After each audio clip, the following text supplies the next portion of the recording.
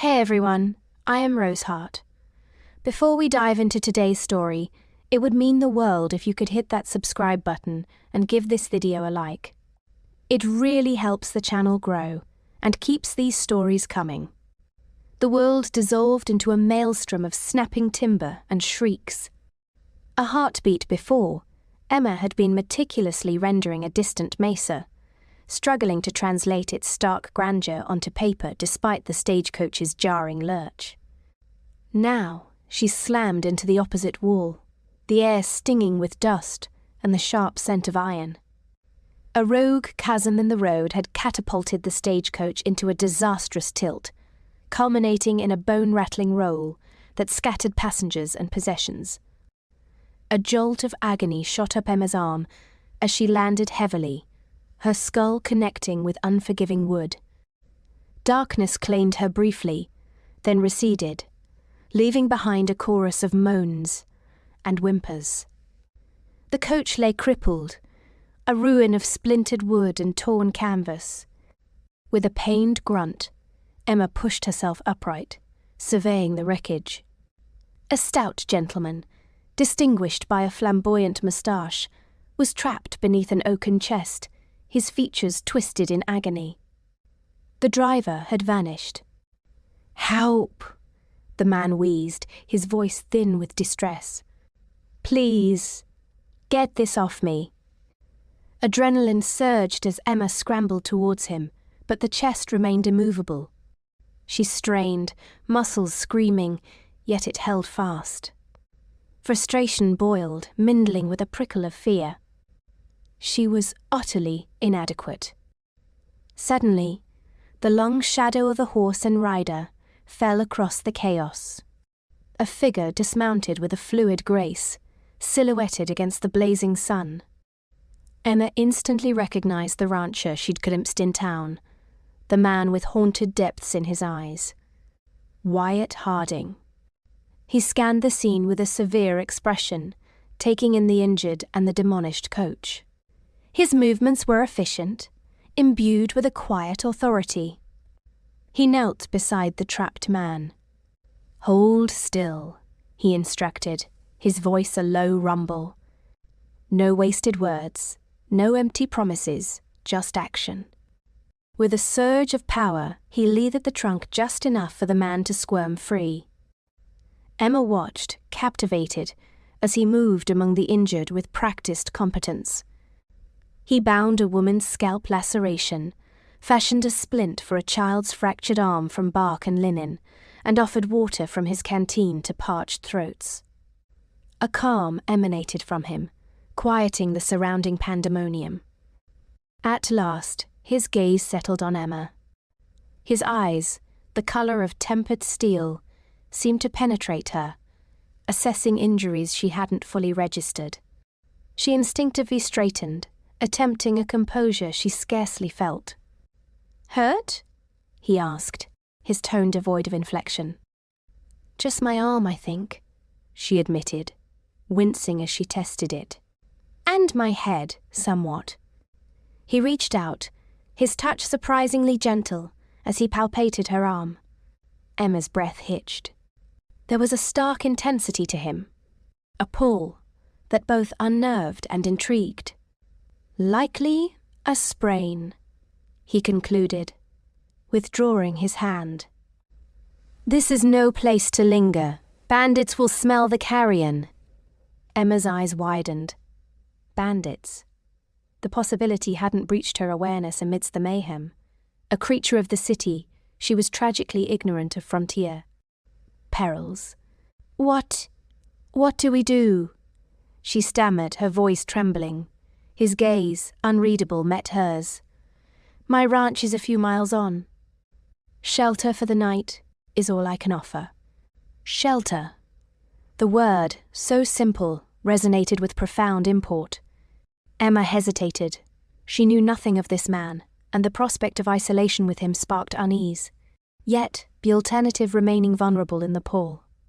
Wilderness was unthinkable. I don't wish to intrude," she whispered. He shrugged, his gaze sweeping back to the wreckage. Your wishes are irrelevant. Staying is not an option."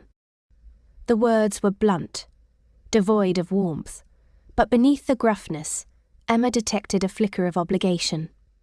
Not kindness, perhaps, but a guarantee of safety. "Very well," she responded, her voice stronger. "I will go with you." A curt nod. "Can you ride?" Another hesitation. She had ridden, but never far, and certainly not with an injured arm. I can try." No assistance, no encouragement. Only a gesture towards his mount. Emma drew a deep breath, summoned her resolve, and, with his aid, managed to clamber onto the saddle. Pain flared in her arm, that she suppressed a groan. He assisted the other uninjured passengers onto the remaining horses and into the buckboard, and with Wyatt leading his horse, Emma jostling behind, they set off for his ranch. The sun dipped below the horizon, painting the landscape with long, ominous shadows. The air turned frigid, laced with a biting wind. Emma shivered, not just from the cold, but from a profound unease. The ranch, when they finally reached it, consisted of a cluster of time-worn buildings, nestled in a valley. A far cry from Philadelphia's manicured estates. A starkness, a rawness, both intimidated and fascinated. It spoke of toil, resilience, and a life tethered to the land. He helped her dismount, his hands lingering a moment too long at her waist. A tremor of awareness, a flicker of attraction, jolted through her. She tamped it down. This was not the time. "The bunkhouse is empty," he stated, his voice flat. "You can sleep there." He led her to a small structure set apart from the main dwelling. Sparsely furnished with cots, a crude table, and a wood-burning stove. It was basic but clean. "I'll fetch blankets and food," he said, turning to leave. "Thank you," Emma offered sincerely.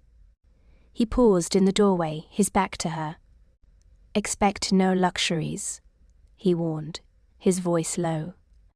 "This is not a hotel." And with that, he vanished, leaving Emma alone in the stark unfamiliarity of the bunkhouse. She sank onto a cot, surrendering to exhaustion. Safe. For now. But a chilling premonition told her that her true ordeal had only just begun. The night stretched endlessly, punctuated by restless dreams. Emma tossed, plagued by images of the overturned stagecoach and Wyatt Harding's glacial gaze. A sense of dislocation overwhelmed her, as if she had been cast adrift in an alien, yet strangely compelling world. Morning dawned, blanketing the landscape in a pristine layer of white. The ranch, bathed in an ethereal light, stood hushed and still. She was utterly isolated. She found Wyatt in the main house, stoking the hearth. The other passengers were gone, vanished into the storm. He glanced up, his expression inscrutable. "The stage won't be back any time soon," he said, his voice toneless. "The storm's worsening. You're stuck here." Stuck. The word echoed, filling her with dread. Trapped, not merely by the weather, but by the chain of events that had deposited her in this desolate place with this enigmatic, disquieting man. "How long?" she asked, her voice barely audible. He shrugged. "Days. Perhaps weeks. Depends on the weather's whim." Emma stared, her mind reeling. Weeks? Confined here? With him? The prospect was both terrifying and strangely alluring. She had sought adventure in the West, a fresh start, but never had she imagined it commencing like this. A shattered stagecoach, a taciturn rancher, and a blizzard threatening to engulf her. His unwavering gaze held hers. "You intend to simply stand there all day?" he inquired, a hint of impatience lacing his tone. "Or will you endeavour to make yourself useful?" Emma straightened. a spark of defiance igniting within her. Though a creature of the city, she was not helpless. She would not be cowed.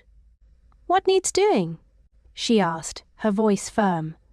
A flicker amusement, perhaps played across his features. "I will discover something," he said, turning back to the fire. "Just endeavour not to break anything." The ranch house was austere. A grand estate had been a foolish expectation, Emma conceded, considering their isolation. Instead, a single-story cabin stood before her, crafted from roughly hewn timbers, its porch bleached a faded silver by the elements. The interior featured a main room that functioned as both parlour and kitchen, the focal point being an imposing stone hearth. Furnishings were sparse: a solid wood table, a few chairs, and a time-worn leather settee that seemed to carry the weight of countless hardships. A wave of was it disappointment? Threatened to engulf Emma. She suppressed it, a silent reminder that survival itself was a gift. "It's quaint," she offered, forcing a semblance of cheer. Wyatt, wrestling her trunk from the wagon bed, only grunted. "Keeps out the weather." The other travellers, a disparate band, shifted with uncertainty. Mr. Abernathy, the itinerant salesman, nervously patted his moustache, his gaze darting around the bare surroundings. A woman, etched with weariness, Mrs. Olson, held a Bible close, her lips moving in murmured prayer. Wyatt jerked his head toward a dim corridor. 2 bedrooms down there. Ladies' quarters to the left, gents to the right.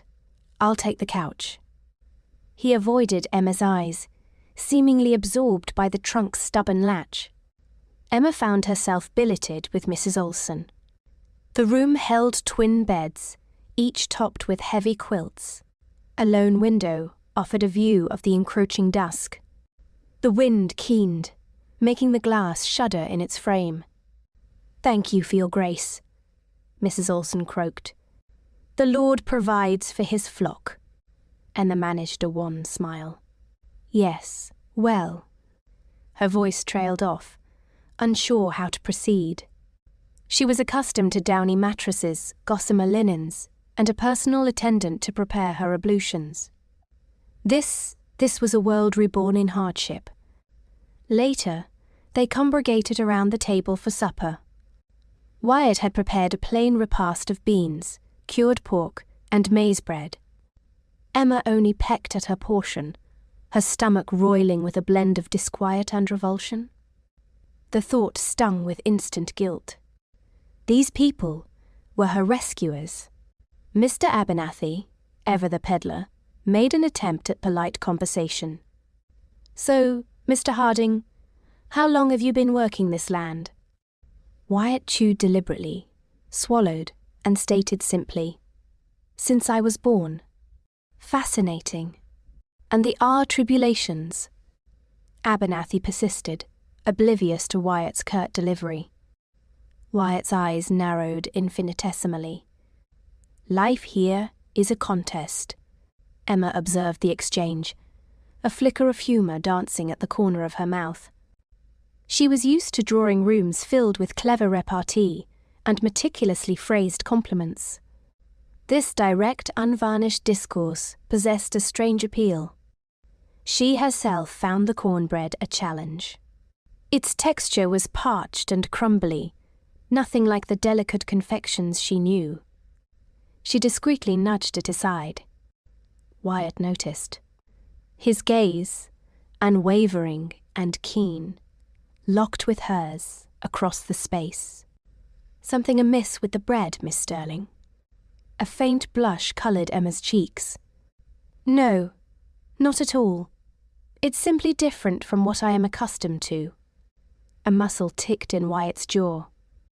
"City ways." It was not a question, but a statement of fact. Emma felt a prickle of irritation. "Is that meant as criticism, Mr. Harding?" "A mere observation." He resumed eating, effectively dismissing her. The silence that descended was heavy with unspoken currents. Mrs. Olson continued her meal, her gaze fixed downwards, seemingly oblivious to the tension thickening the air. Mr. Abernathy cleared his throat, a nervous tick. Emma felt a surge of annoyance. She was his guest, rescued from danger, and yet he treated her with thinly disguised disdain. "I am grateful for your hospitality, Mr. Harding," she stated, her voice taut. "However, I assure you, I am not entirely without resourcefulness." Wyatt finally lifted his gaze, his expression inscrutable. "Never said you were, Miss Sterling. Just out of your natural habitat." He spoke the truth. Emma knew it. She was a stranger in a strange land, adrift in a world she scarcely comprehended. But she refused to be counted out.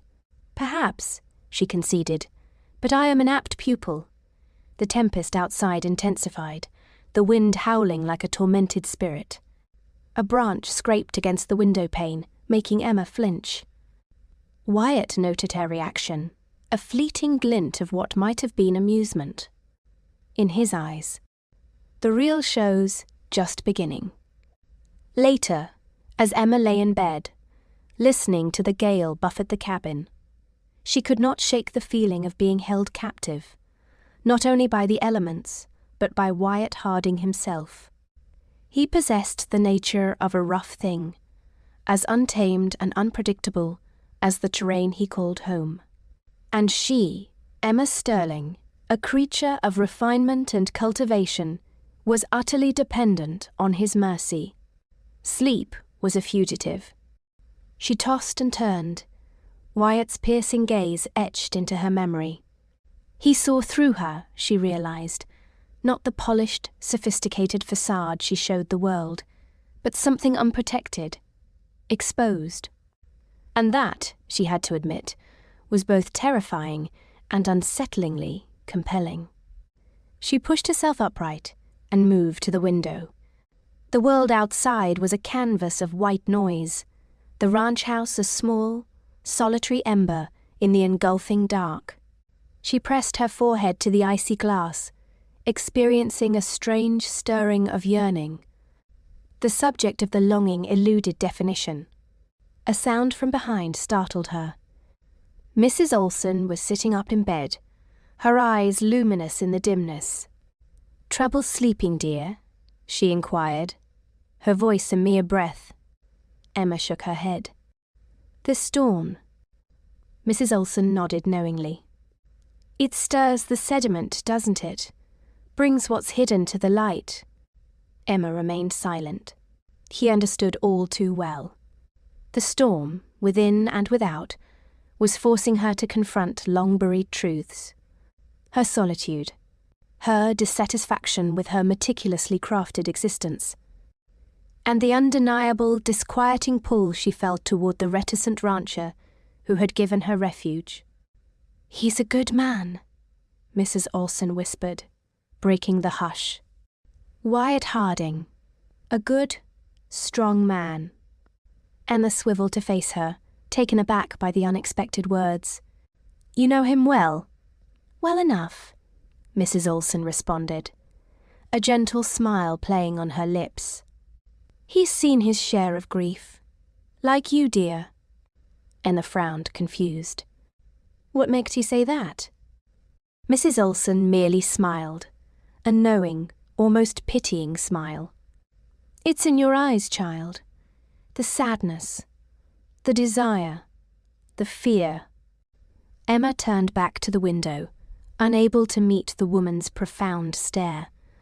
Mrs. Olsen had seen too much, too clearly. "Go back to Slungther, dear," Mrs. Olsen said softly. "Tomorrow will bring a fresh start." Emma nodded, but she knew, with a certainty that settled deep within her bones, that the old order had passed. City met country, and in the collision, something within her had irreversibly changed. Something had been set in motion, and the final destination lay shrouded in uncertainty. Yesterday's wind, a lamenting whisper, had escalated into a banshee's wail. Emma, perched precariously on the sofa's edge, watched dust devils cavort across the parched earth, their dance growing ever more manic with each buffet of air. The sky, once a faded azure, had morphed into a livid purple, a weighty canopy threatening to crush the land. She shivered, despite the blaze crackling merrily in the hearth. It wasn't the encroaching chill that made her tremble, but the raw, savage power brewing in the tempest. Wyatt's arrival was heralded by the scent of pine as he shouldered his way in, firewood clutched in his arms, his face a study in grim lines. He deposited the load with a resonant thud, the sound momentarily amplified as the wind seemed to pause, gathering itself for a renewed assault. "It's coming," he delivered the news, his tone devoid of colour. Emma's throat constricted. Coming? What does that entail? Of course, she knew. She had consumed enough cinematic catastrophes to understand the implications of a blizzard. But hearing it from Wyatt, witnessing the worry deepen the creases around his eyes, lent a chilling immediacy to the threat. Means we're about to be snowed in. Could last a day. Could last a week. Depends on what the heavens decide to unleash. He moved to the window, his broad frame eclipsing most of the remaining light. He lingered there, a silent guardian against the approaching maelstrom. Olsen's weathered worse. She'll know what to do. Drawn by an unseen force, Emma rose and joined him. And you? What do you think we should do? The we felt foreign. A tentative overture, a bridge in progress. He turned, his gaze sharp and probing. We fortify, secure the animals, amass extra supplies, pray the roof holds. His eyes lingered on hers, a fleeting, indecipherable emotion rippling across his features. And you remain inside. Leave the outdoor chores to me. The protective edge, however rough, sparked an unexpected warmth within her. I can assist, she countered, surprised by her own fervour. I'm not entirely helpless. He arched a brow, a flicker of humour gracing his lips. City girl versus blizzard? I appreciate the gesture, Miss Sterling, but you'd be more of a hindrance than help. He pivoted back to the window. Best cultivate some patience. You'll be intimately acquainted with this room for a while. The ensuing hours dissolved into a frenzy of preparation. Wyatt, galvanized, moved with focused energy, reinforcing the barn doors, buttressing the chicken coop, and tending to the livestock. Emma, despite his initial dismissal, unearthed opportunities to contribute. She assisted Mrs. Olsen in relocating pantry essentials closer to the main house, carrying weighty sacks of flour and precious jars of preserves. She even attempted to reinforce the windows with supplementary blankets, although her efforts were met with a tolerant shake of Mrs. Olsen's head and a gentle reassignment to tending the fire. As twilight descended, the first snowflakes materialized, hesitant at first, then multiplying exponentially, pirouetting in a dizzying spectacle. The wind redoubled its fury, rattling the window panes and vibrating the very structure of the house. The temperature plummeted, and even the fire seemed to struggle against the encroaching frost. Wyatt returned, his face flushed with exertion and his attire powdered with snow. That's it, he declared, stamping the accumulated snow from his boots. Everything's as secure as I can render it. Now we endure. The waiting proved the most arduous trial. The storm raged outside, a tumultuous orchestra of wind and snow, a persistent reminder of their isolation. Emma flinched at every groan of the house, every violent gust that assaulted the windows. She attempted to read, but the words blurred on the page. She sought conversation with Mrs. Olsen, but the elder woman appeared lost in reverie, her gaze fixated on the flames, a distant expression clouding her eyes. Wyatt, however, seemed unmoved. He occupied a seat by the fire, meticulously honing a knife, his face an impassive canvas. Yet Emma sensed his presence, a quiet fortitude that permeated the space. It offered solace, but also a disquieting undercurrent. As darkness deepened, the storm escalated.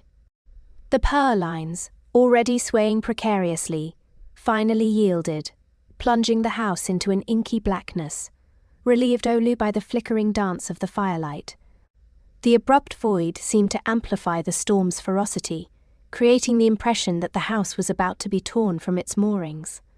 Emma gasped, clutching herself protectively. A wave of panic consumed her, the claustrophobia of the diminutive cabin, the unrelenting rage of the elements, the unsettling proximity of Wyatt, coalescing into a suffocating sense of dread. "Easy," Wyatt's voice cut through the gloom, a steady anchor. He rose, his movements deliberate and assured. He approached the hearth and replenished the wood, coaxing the flames higher, projecting animated shadows onto the walls. "Just a power line. Happens frequently." He drew closer to her, and she involuntarily recoiled, colliding with the back of the sofa. He paused, his eyes, now adjusted to the dim light, assessing her. "Cold?" She shook her head, although her teeth chattered uncontrollably. "Just apprehensive." He remained silent, yet he didn't retreat. The air thrummed with an unspoken tension, a magnetic force that both repelled and intrigued her. He retrieved a thick blanket draped over the sofa and offered it to her. "Here, wrap yourself in this." She accepted the blanket, the coarse wool abrasive against her skin. It carried the scent of wood smoke and something else, something undeniably Wyatt. She enveloped herself in its folds, welcoming the warmth. Mrs. Olsen, silent until now, stirred in her chair. "Best to find some sleep," she rasped, her voice rough. "Long night looming." She rose slowly, her movements betraying her age. "I'll claim the cot in the corner." Emma watched as the older woman settled onto the narrow cot, her back toward the fire. She was left alone with Wyatt, the firelight waltzing between them, the storm raging unabated, and the unspoken tension hanging palpably in the air. Wyatt resumed his seat by the fire, continuing his sharpening ritual. The rhythmic rasp of the blade against the stone was the sole sound besides the howling wind. Emma observed him, her gaze drawn to the flexing muscles in his forearms, the resolute angles of his face, the unwavering intensity in his eyes. The fire began to wane, the flames diminishing and flickering. The cold deepened, penetrating to the core. Emma shivered convulsively, despite the blanket. Wyatt glanced up, his eyes locking with hers. He scrutinized her for a protracted moment, his expression inscrutable. Then, without a word, he rose and approached the sofa. He reached for the blanket, drawing it from her grasp. Emma gasped, her heart accelerating. "What are you doing?" He offered no explanation. He simply spread the blanket on the floor before the fire, then gestured for her to join him. "Come on," he murmured, his voice a low rumble. "It's warmer down here." She hesitated, her mind in turmoil. To recline on the floor, next to Wyatt, in the flickering firelight, felt like a perilous invitation. But the cold was relentless, and the fear overwhelming. She knew, with a certainty that resonated in her bones, that she couldn't endure the night alone on the sofa. Slowly, reluctantly, she lowered herself to the blanket, her eyes riveted on Wyatt. He seated himself beside her, close enough that she could feel the heat emanating from his frame. He retrieved another blanket from the sofa and draped it over them both, enfolding them in a shared haven of warmth. The storm persisted, but within the small circle of firelight, a delicate intimacy began to unfurl, born of fear, necessity, and a shared vulnerability. Emma Sterling, the sophisticated city dweller, and Wyatt Harding, the taciturn rancher, were huddled together against the storm, their worlds colliding, their destinies intertwined, in the heart of the intensifying maelstrom. The first morning after the blizzard struck, Emma woke to the smell of wood smoke and something almost edible. She stretched, every muscle protesting the unaccustomed exertion of the previous day.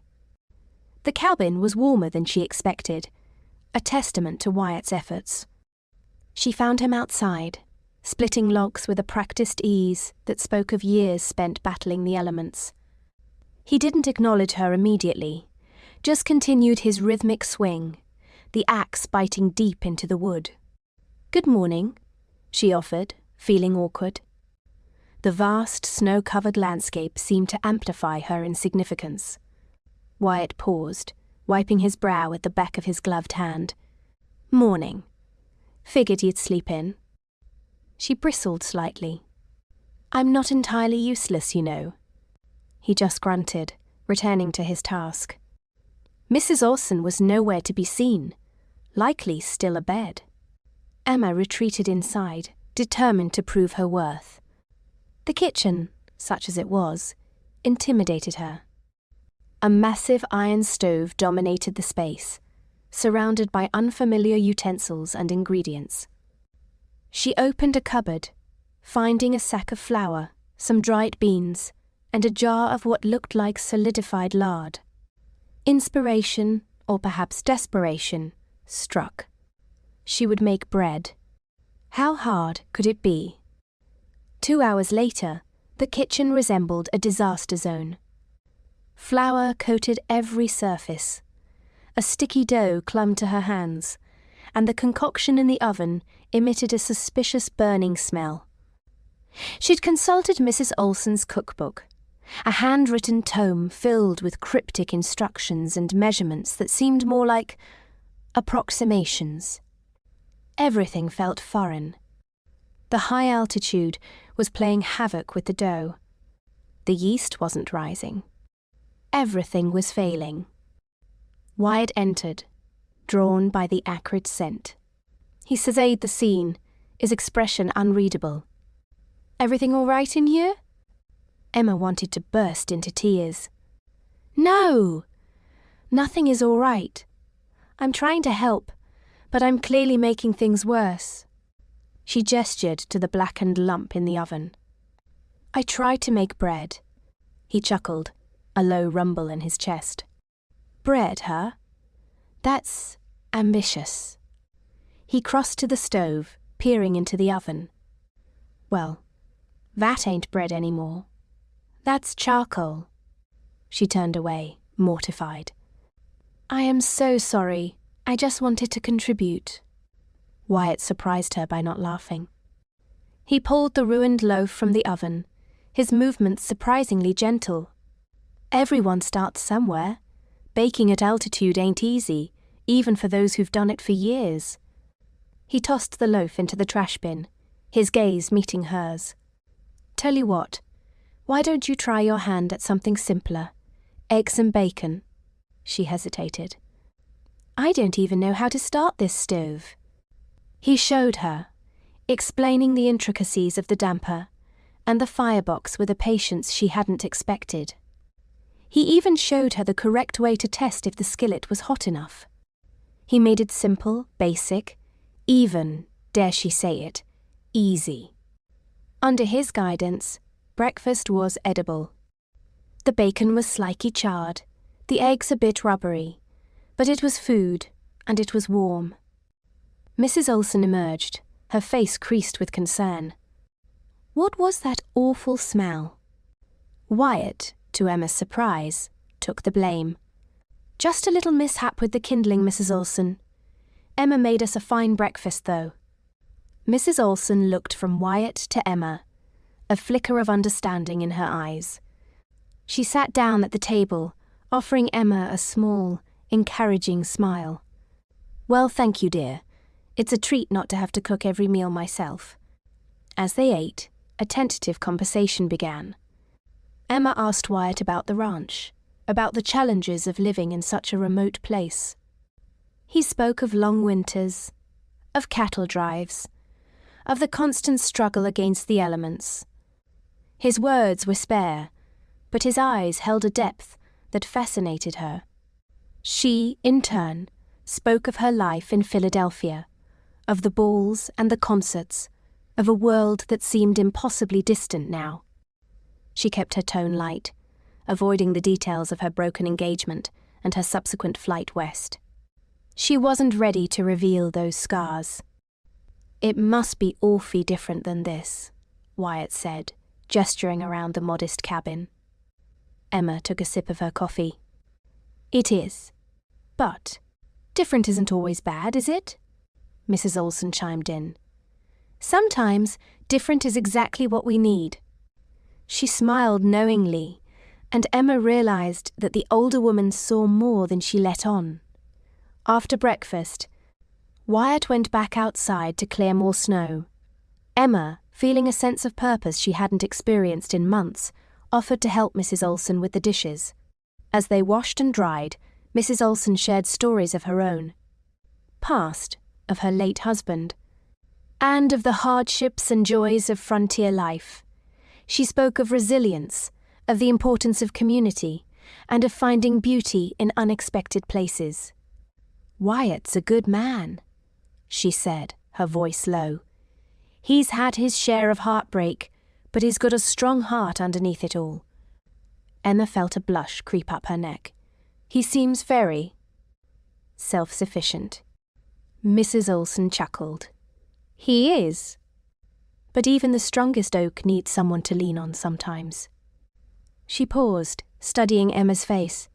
"You've got a strength about you too, Emma. Don't let anyone tell you different."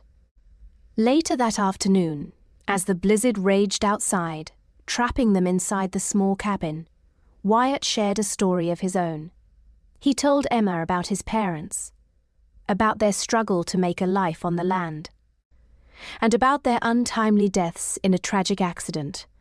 It was the first time she had seen him vulnerable, and it stirred something deep within her. She, in turn, told him a carefully edited version of her own story, omitting the most painful details but revealing enough to show him that she, too, had known loss and disappointment. As the day drew to a close, a fragile connection had formed between them. They were two people from vastly different worlds, thrown together by circumstance, finding solace and understanding in each other's company. The storm outside continued to rage, but inside the cabin, a different kind of warmth was growing. A warmth that had nothing to do with the fire in the stove. That night, Emma dreamt of wide-open spaces and of a man with kind eyes and calloused hands. She dreamt of a life she had never imagined, a life that might just be worth fighting for. She awoke with a sense of hope, a feeling she hadn't experienced in a very long time. The blizzard was still raging, but somehow, the prospect of facing another day trapped in the cabin didn't seem so daunting. She knew that whatever challenges lay ahead, she wouldn't be facing them alone. And maybe, just maybe, that was enough. A keening wind buffeted the cabin, its icy fingers probing the window seams, a constant reminder of their isolated haven. The pall of the day's burnt bread still lingered after a supper consumed in near silence. Mrs. Olsen had sought refuge in her room, leaving Emma and Wyatt to the hearth's flickering embrace. Emma observed Wyatt meticulously cleaning his rifle. Each motion was precise, born of long practice. Amber light played across the planes of his face, etching the sharp angles of his jaw and the dark hollows beneath his eyes. He was a world away, wrestling with some internal battle. What burdens did he bear? "Wyatt?" she ventured, softly slicing through the quiet. "Mrs. Olsen mentioned your late wife." He froze, his hands stilled on the weapon. He didn't meet her gaze. The silence deepened, heavy as a shroud, broken only by the fire's cheerful pops and snaps. At length he spoke, his voice a gravelly whisper. Sarah. Her name was Sarah. He paused, the air catching in his throat. She succumbed to influenza. The winter of '88. Emma's breath hitched. The raw grief clinging to his words was a testament to wounds time hadn't truly closed. "I'm so sorry, Wyatt," she breathed, regretting her intrusion. His eyes, finally lifting to hers, held an ache that resonated deep within her. "It was a while ago," he murmured, but the assertion lacked conviction. She loved this land. "We raised this house together, planted those fruit trees by hand." His gaze drifted around the room, lingering on the worn furniture, the comforting patchwork of the quilts. "I find her everywhere I look." Rising, Emma moved to the weathered leather sofa, leaving a respectful space between them. She offered her presence, a silent communion. "It must be difficult." She offered simply. He inclined his head, then returned his attention to the rifle. His movements, once brisk, were now burdened, each action heavy with unspoken memories. "It is," he conceded. "But life marches on. You learn to live with the void." The silence returned, transformed. It was now a shared quiet, a space of understanding and fledgling empathy. A connection formed between them. Transcending their differing lives and origins, she knew the weight of a sorrowful heart. After a long interlude, discomfort brewing, Emma changed tact. "I always wanted a dress shop." The words tumbled out, an unexpected confession, a small one, perfectly situated, stocked with beautiful fabrics and the latest fashions. Wyatt glanced up, a flicker of surprise momentarily banishing the shadows from his expression. "A dress shop?" Amusement tinged his voice. A blush bloomed on Emma's cheeks. "Yes," she admitted, a touch defensive. "I know it sounds foolish, but I've always wanted to create beauty, to empower women with confidence and grace." She gestured to her own simple attire, suddenly self-conscious. "A far cry from this hard-scrabble life, I realize." "Not at all foolish," Wyatt countered, his gaze softening. "It's good to cultivate dreams." He leaned back against the sofa, considering her. "Takes a lot of backbone to launch a business, I reckon." "More than most imagine." Emma's eyes sparkled. "Exactly. It's not merely about pretty dresses, but managing the accounts, crafting a marketing strategy, excelling at customer service, a daunting challenge, but I feel more than ready." She launched into a detailed account of her aspirations. The location she envisioned, the luxurious materials she'd source, the innovative marketing approaches she had been researching. Her passion ignited her words, her eyes shining with zeal. Wyatt listened intently, his expression pensive. He posed questions, probing her strategy, offering practical advice drawn from his own experience of running the ranch. His business acumen surprised her, as did his grasp of the hurdles she would encounter. "You've given this a great deal of thought," he observed, impressed. Emma beamed, gratified. "Indeed," she confirmed. "It's more than just a fleeting dream, Wyatt. It's a tangible goal. Something I'm determined to realize." "Then I suspect you will," he said, genuine admiration coloring his tone. "You strike me as a woman who doesn't concede defeat easily." His words kindled a sense of hope and resolve within her. She met his gaze, really seeing him for the first time, beyond the stoic rancher, past the grief and loneliness.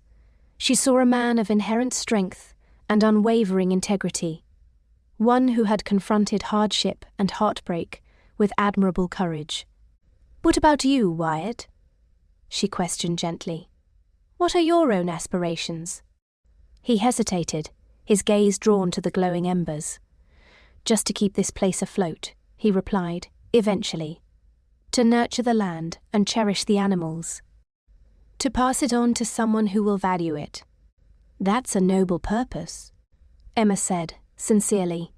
She understood his profound connection to the land, his deep-seated responsibility to safeguard it for generations to come. It was a different dream than hers, but no less significant.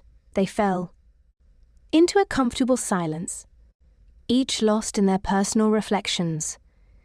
The wind continued its mournful cry outside, but within the cabin, a sense of warmth and nascent connection had taken root. Two disparate souls, from vastly different walks of life, had discovered common ground in their shared humanity, their aspirations, and their inherent resilience. Wyatt leaned forward, tossing another log onto the fire, sending a shower of sparks spiraling up the chimney. Flames writhed and danced, painting long, flickering shadows across the room. "It promises to be a long winter," he observed, his voice low and resonant. "Yes," Emma concurred. "It does." But as she looked at Wyatt, a comforting certainty settled over her. They wouldn't have to brave it alone. They had found companionship in each other. And perhaps, just perhaps, that would be enough. The wind clawed at the cabin, a mournful keening that raised the hairs on Emma's arms. It wasn't just the wind, though. Beneath the gale's fury, a deeper, more primal sound resonated, a chorus of howls. Distant, but drawing closer. Emma shivered, pulling her shawl tighter. "What is that?" she asked, her voice barely a whisper. Wyatt, who had been tending the fire, straightened, his face grim. He moved to the window, peering out into the swirling white darkness. "Wolves," he said, his voice low and voice low. Serious. And judging by the sound of them, a good-sized pack. Emma felt a jolt of fear. Wolves. She'd only ever seen them in books, illustrations of wild, untamed creatures.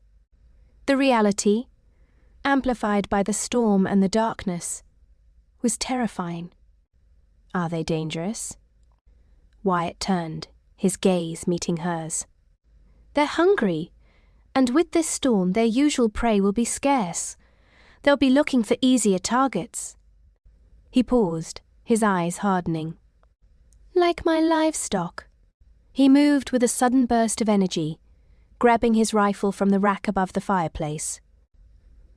"Stay inside, Emma. Bolt the door after me. Don't open it for anyone or anything." "Wyatt, wait!" Emma cried, but he was already striding towards the door, his silhouette briefly framed against the firelight before he disappeared into the storm. She fumbled with the heavy wooden bolt, securing it with trembling hands. The howling intensified, closer now, laced with a chilling hunger that made her stomach clench. She pressed her ear against the door, straining to hear anything above the wind. The bleating of sheep, panicked and desperate, cut through the storm's roar. Then, a gunshot. The sound echoed across the frozen landscape, followed by a brief silence, then more howls, angrier now, more determined. Emma couldn't stand it. She couldn't just stand here, helpless, while Wyatt faced those creatures alone. She scanned the cabin, her eyes landing on a thick, sturdy-looking poker leaning against the hearth. It wasn't a rifle, but it was something. She grabbed the poker, her knuckles white as she gripped it. Taking a deep breath, she unbolted the door and stepped out into the storm. The wind hit her like a physical blow, stealing her breath and stinging her skin with icy needles. The darkness was almost absolute, broken only by the faint glow of the cabin window behind her and the occasional flash of lightning that illuminated the swirling snow. The sounds of the struggle were closer now. She could hear the snarls of the wolves, the frantic bleating of the sheep, and Wyatt's shouts, punctuated by the sharp crack of his rifle. She stumbled forward, following the sounds, her heart pounding in her chest. She saw them then, a cluster of dark shapes moving against the white landscape. The wolves, their eyes gleaming in the darkness, were circling a small pen where Wyatt was desperately trying to herd the sheep to safety. One of the wolves lunged, snapping at his heels. Wyatt fired, and the wolf yelped, retreating momentarily.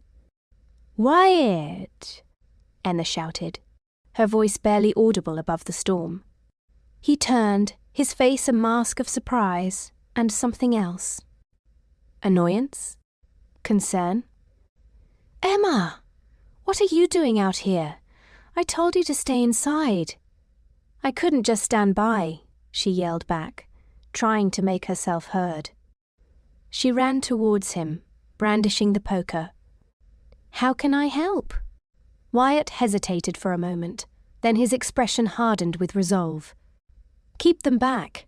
Hit them if they get too close to the pen." Emma nodded, her fear momentarily overshadowed by a surge of adrenaline. She positioned herself near the pen, swinging the poker with all her might whenever a wolf dared to approach. The wolves were wary of the fire and noise, but their hunger drove them, emboldening them to keep circling, probing for weakness. Wyatt continued to fire his rifle, picking off the boldest of the pack, while simultaneously trying to secure the gate of the pen. It was a chaotic, desperate struggle, a dance of survival against the backdrop of the raging storm. One of the wolves, larger and more aggressive than the others, broke away from the pack and charged towards Emma. She swung the poker, connecting with a solid thud against its flank. The wolf snarled, momentarily stunned, but quickly recovered and lunged again. Emma screamed, stumbling backward. She was losing her grip on the poker, her hands numb with cold. The wolf was upon her, its teeth bared, its breath hot on her face. Suddenly, Wyatt was there, knocking the wolf away with the butt of his rifle. He fired again, and the wolf collapsed, twitching, into the snow. He grabbed Emma's arm, pulling her close. "Are you hurt?" he asked, his voice rough with concern. Emma shook her head, gasping for breath. I don't think so." Wyatt scanned the remaining wolves, their numbers dwindling, their aggression lessened. "They're losing heart," he said, his voice tight with relief. "A few more shots should send them packing." He was right. After a few more volleys, the remaining wolves, their hunger finally overcome by fear, turned and disappeared into the storm, their howls fading into the wind. Wyatt let out a long, slow breath, his shoulders slumping with exhaustion. He turned to Emma, his eyes searching hers. "You were brave," he said, the words sounding awkward, almost forced. Emma managed a weak smile. "I was terrified," she admitted. "But I couldn't let you face them alone." They stood there for a moment, in the aftermath of the battle, the silence broken only by the wind and the bleating of the sheep. The shared fear, the shared danger, had forged a connection between them, a bond forged in the crucible of the storm. Wyatt released her arm, his gaze softening. "Let's get back inside," he said. "You're freezing." He led her back to the cabin, his hand protectively on her back. As they stepped inside, into the warmth of the firelight, Emma felt a sense of profound relief, and something else too, a sense of gratitude, and a growing awareness of the man beside her, the man who had faced the wolves, not just for his livestock, but, it seemed, for her as well. The shadows in the night had been terrifying, but they had also revealed a strength within herself she hadn't known she possessed, and a glimmer of something more, something deeper, in the eyes of Wyatt Harding. The wolf encounter's adrenaline ebbed, replaced by an unsettling tranquility within the cabin's walls. Emma watched Wyatt, illuminated by flickering firelight, attending to his rifle with meticulous care. Each deliberate movement spoke of a hard-won proficiency, a quiet mastery that both intrigued and daunted her. The raw, protective fury she'd witnessed earlier hinted at unexplored depths in him. She broke the stillness with a tentative cough. Wyatt? He looked up, his usually guarded gaze momentarily unguarded, holding an unreadable glimmer. Yes? Why here? Such exclusion. The question felt like an intrusion, even as it escaped. Too forward. He returned his attention to the rifle's mechanism. It's home. But you're alone. Don't you ever feel isolated? Curiosity, unbidden, drove her. A lengthy pause followed, punctuated only by the fire's crackle. Solitude is a choice, Miss Sterling. Is it really? She countered, surprised by the edge in her tone. Or something thrust upon you? He finally met her eyes, his expression an impenetrable mask. Some histories are best left undisturbed. The conversation faltered, an invisible barrier solidified between them. Emma felt that familiar pang of unasked questions, of carefully shielded truths. Rising abruptly, she sought escape from the stifling air. I'll retire for the night.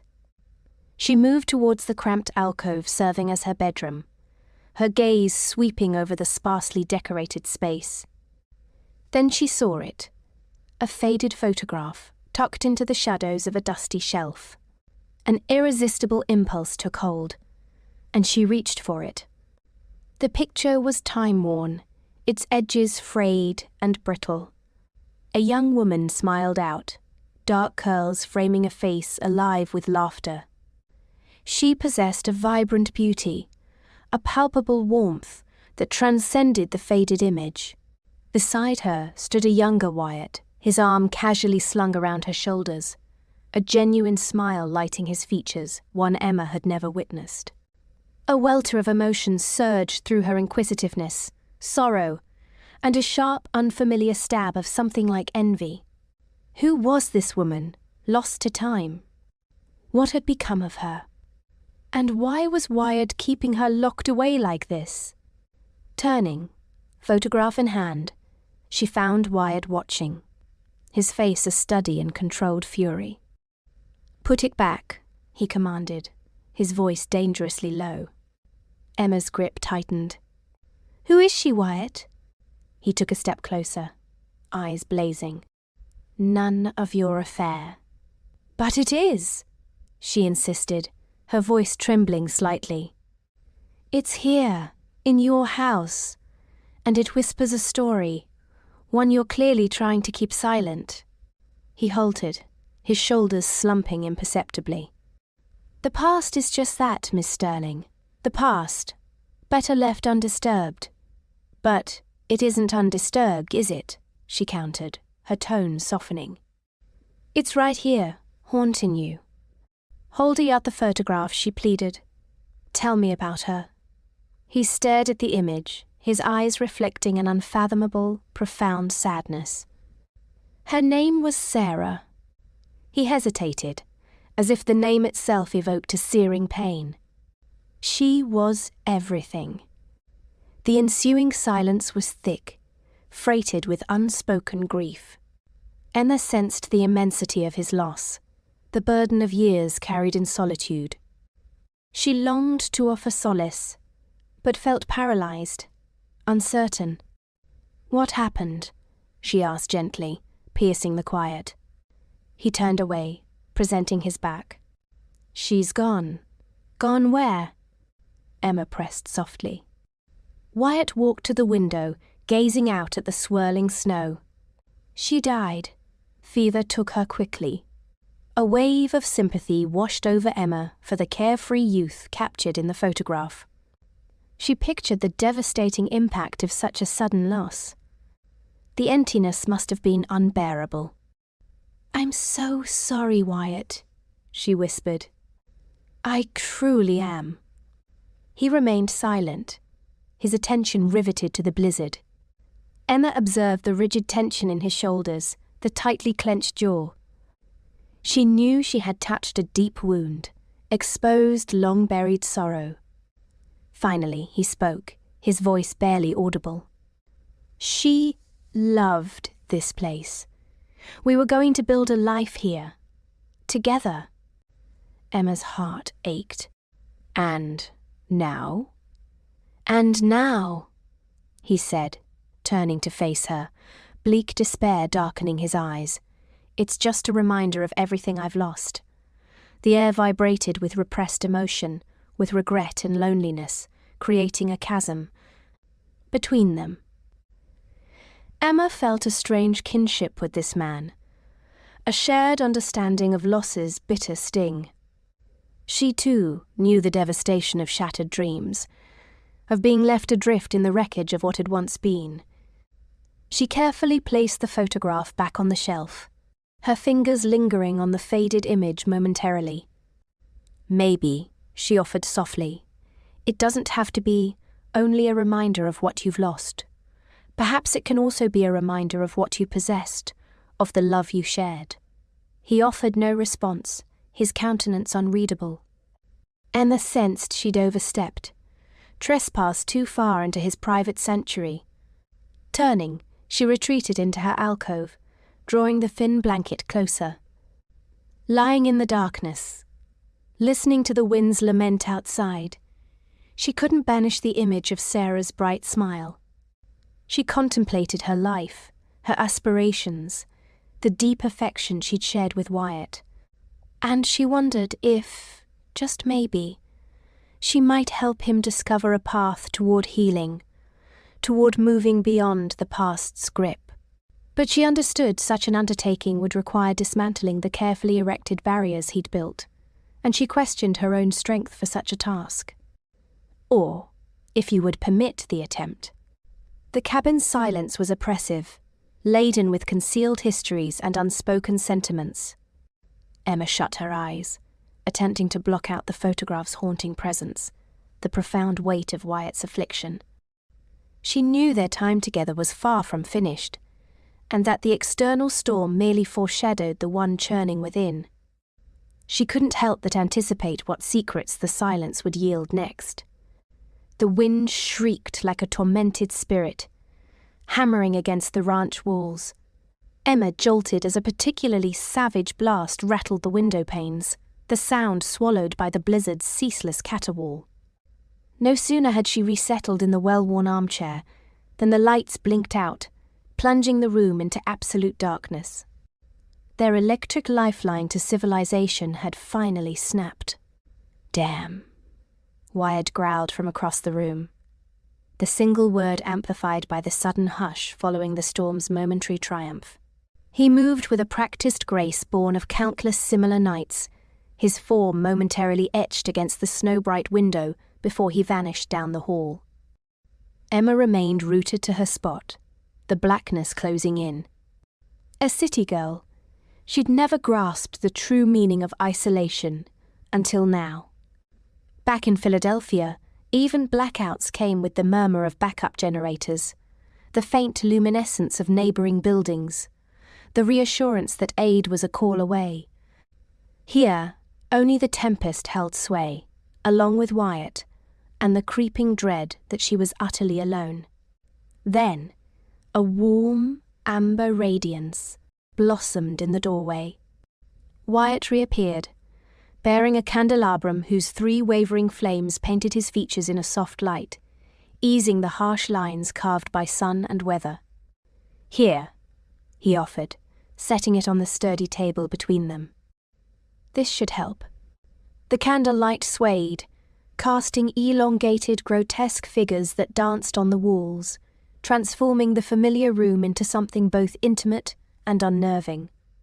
Dust motes pirouetted in the air, the rug's frayed edges were thrown into sharp relief, and the subtle creases of worry around Wyatt's eyes were made stark.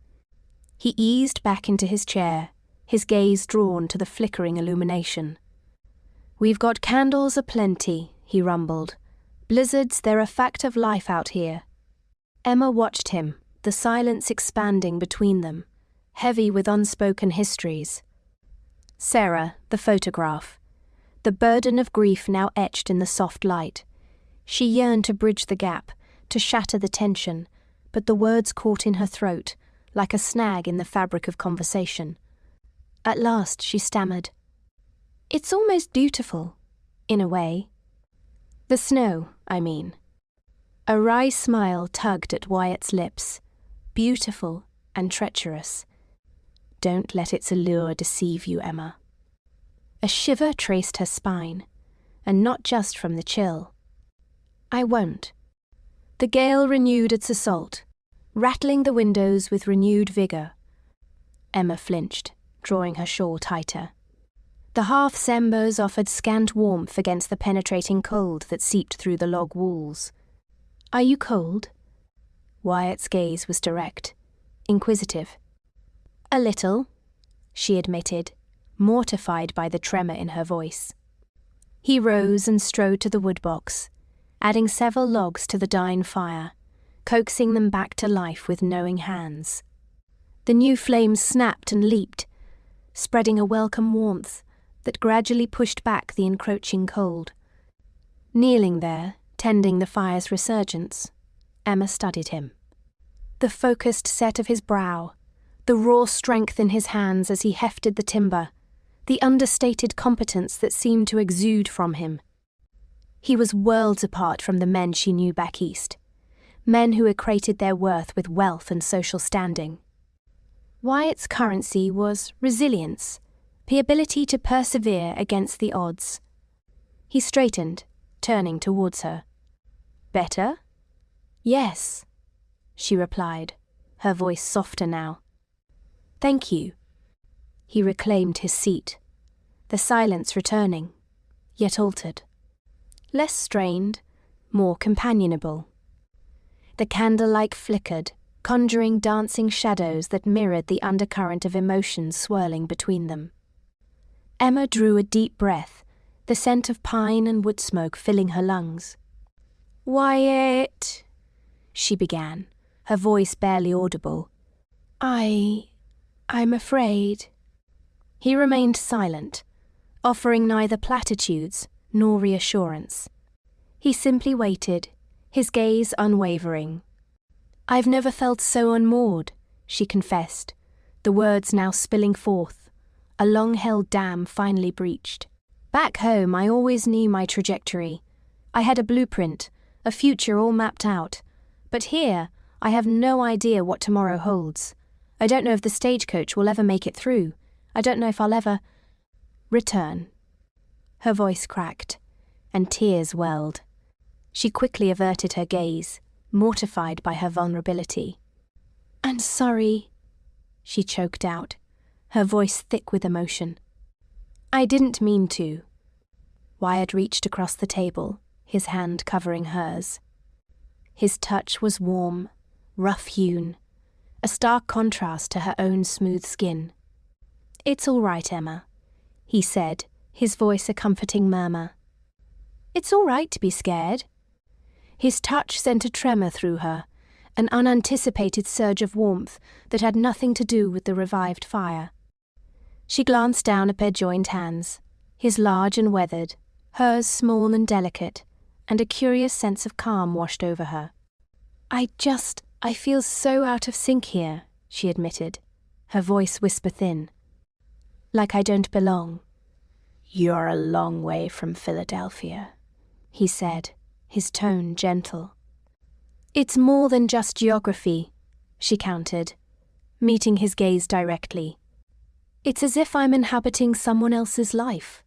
I was supposed to marry Charles, live in a brownstone, raise children. But that's not the real me, Wyatt. It never has been. The confession hung in the air, fragile and raw. She'd never voiced these sentiments to anyone, not even herself, until this moment, bathed in the wavering glow of candlelight, in the heart of a raging blizzard, worlds removed from everything she had known. Wyatt's gaze deepened, his eyes searching, probing. And who are you, Emma? He asked, his voice hushed. She inhaled deeply, the fire crackling in the silence, the wind still baying outside. I don't know, she confessed, her voice quivering. But I think I'm beginning to discover her. He squeezed her hand, his touch a silent affirmation. You will, he promised, his voice imbued with quiet conviction. "You will." The wind howled once more, a mournful lament that seemed to mirror her own inner turmoil. But as she gazed into Wyatt's eyes, she detected something more, something unexpected, a spark of hope, a hint of understanding, a promise of something undefined. And for the first time since the stagecoach had overturned, she felt a corresponding flicker of hope ignite within herself. Though the storm continued to rage outside, within the modest ranch house, bathed in the soft light, a tenuous connection had taken root, a bond forged in shared vulnerability and the promise of a future yet to be written.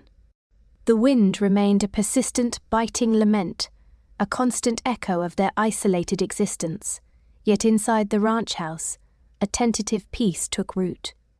Emma, her spirit chafing against the enforced stillness and the worries churning within her, observed Wyatt through the kitchen window pane. He was outside, methodically clearing snow from the barn entrance, his movements honed by years of practice. An odd magnetism pulsed within her, a tangled mix of obligation, intrigue, and a nameless yearning. Summoning her nerve, she slipped out, drawing the borrowed coat tighter.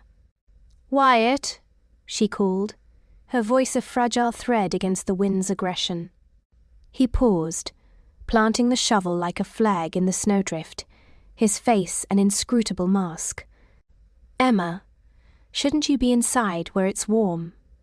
"I wanted to lend a hand," she offered, the unspoken truth being her desire for his company.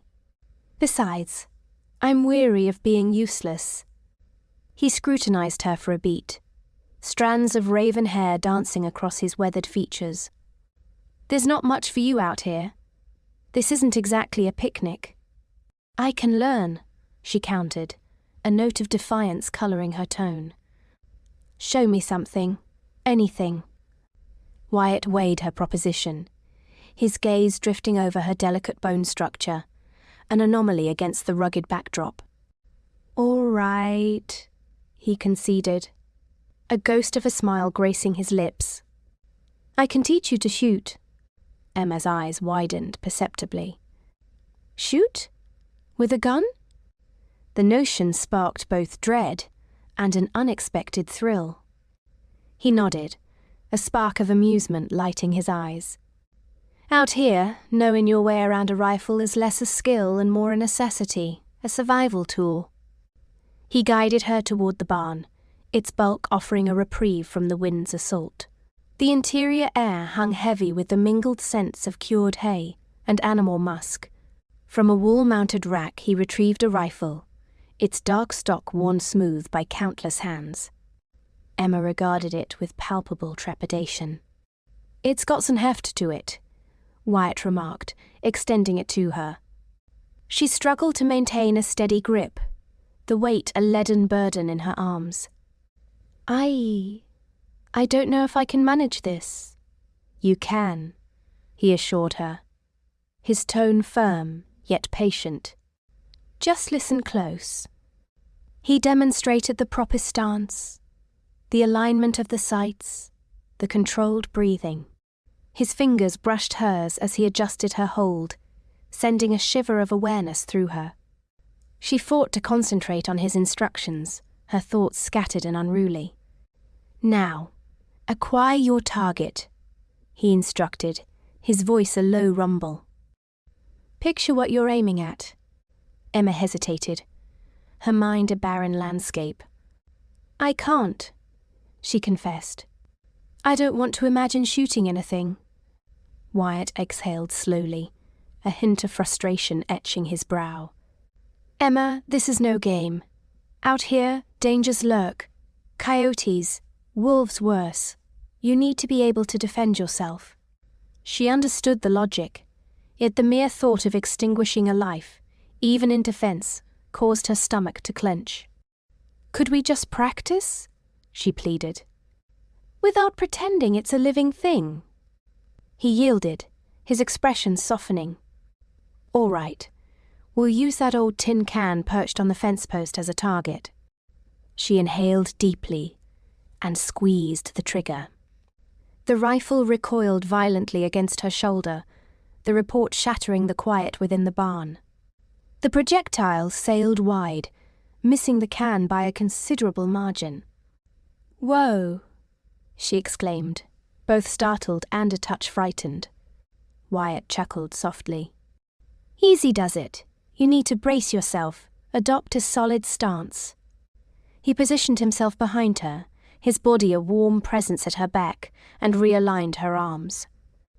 "Like this. Feel the balance." His nearness was disorienting. She could sense the heat radiating from his body, the steady cadence of his heartbeat.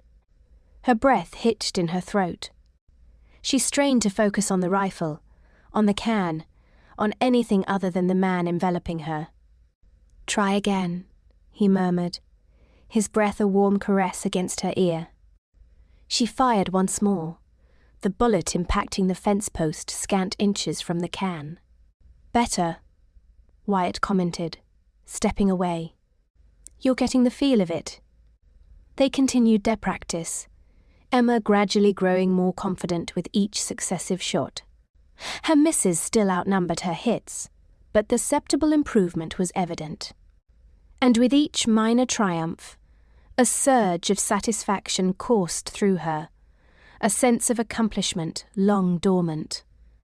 "All right, sharpshooter," Wyatt declared after a time, a teasing glint in his gaze. "Let's see if you can hit it 3 times running." "Is that a challenge you're issuing, Mr. Harding?" Emma countered, arching an eyebrow. "Perhaps it is," he replied, a smile playing at the corners of his mouth. "What are the stakes?" "If I prevail," Emma stipulated, improvising quickly, "you must share something you've never divulged to another soul." Wyatt's grin faltered, his eyes boring into hers. "And if I emerge victorious, then, she ventured, her pulse quickening. I'll perform any chore you assign me for an entire week." He pondered her proposal, his gaze lingering on her face. "All right," he agreed at last. "You're on." Emma assumed her stance, her hands trembling imperceptibly. She fired, and the can jumped. 1 hit. She fired again, and the can jittered on the fence post. 2 hits. She drew a deep breath, channeling all her focus onto the target. This was the critical moment. She squeezed the trigger, and the can was sent spinning into the air. "Yes!" she shouted, relinquishing her hold on the rifle and whirling toward Wyatt, her cheeks flushed with exhilaration. "I did it! I won!"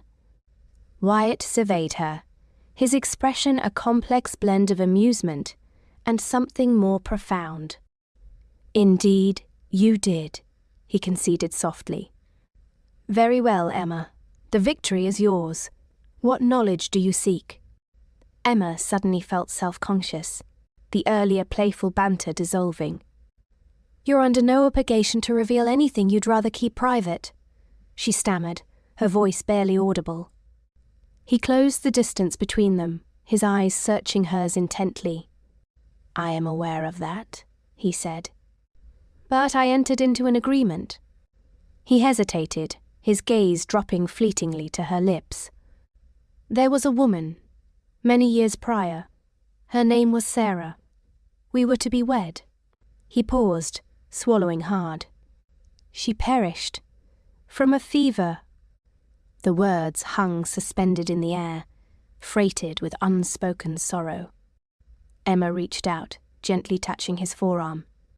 "I am deeply sorry, Wyatt." He met her gaze, his eyes reflecting a pain that seemed to span decades. "It was a long time ago," he rasped, his voice roughened by emotion. "But certain things remain etched in one's memory." The wind continued its mournful wail outside, a sound that mirrored the ache in his heart. Emma stood there, feeling a profound kinship with this man, this relative stranger, who had offered a glimpse into the hidden recesses of his soul. The tempest continued to rage, but within the confines of the barn, a nascent warmth began to bloom, a warmth nurtured by shared vulnerability and a yearning for a connection beyond the superficial.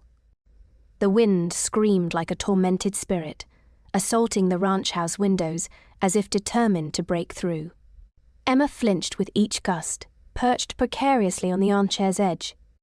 The untamed ferocity of the Wyoming wilderness still unnerved her. Though the fire chattered cheerfully in the hearth, painting the timbered walls with flickering light, its heat proved insufficient, unable to penetrate the deep-seated chill that had taken root within her. But the cold wasn't solely weather-borne.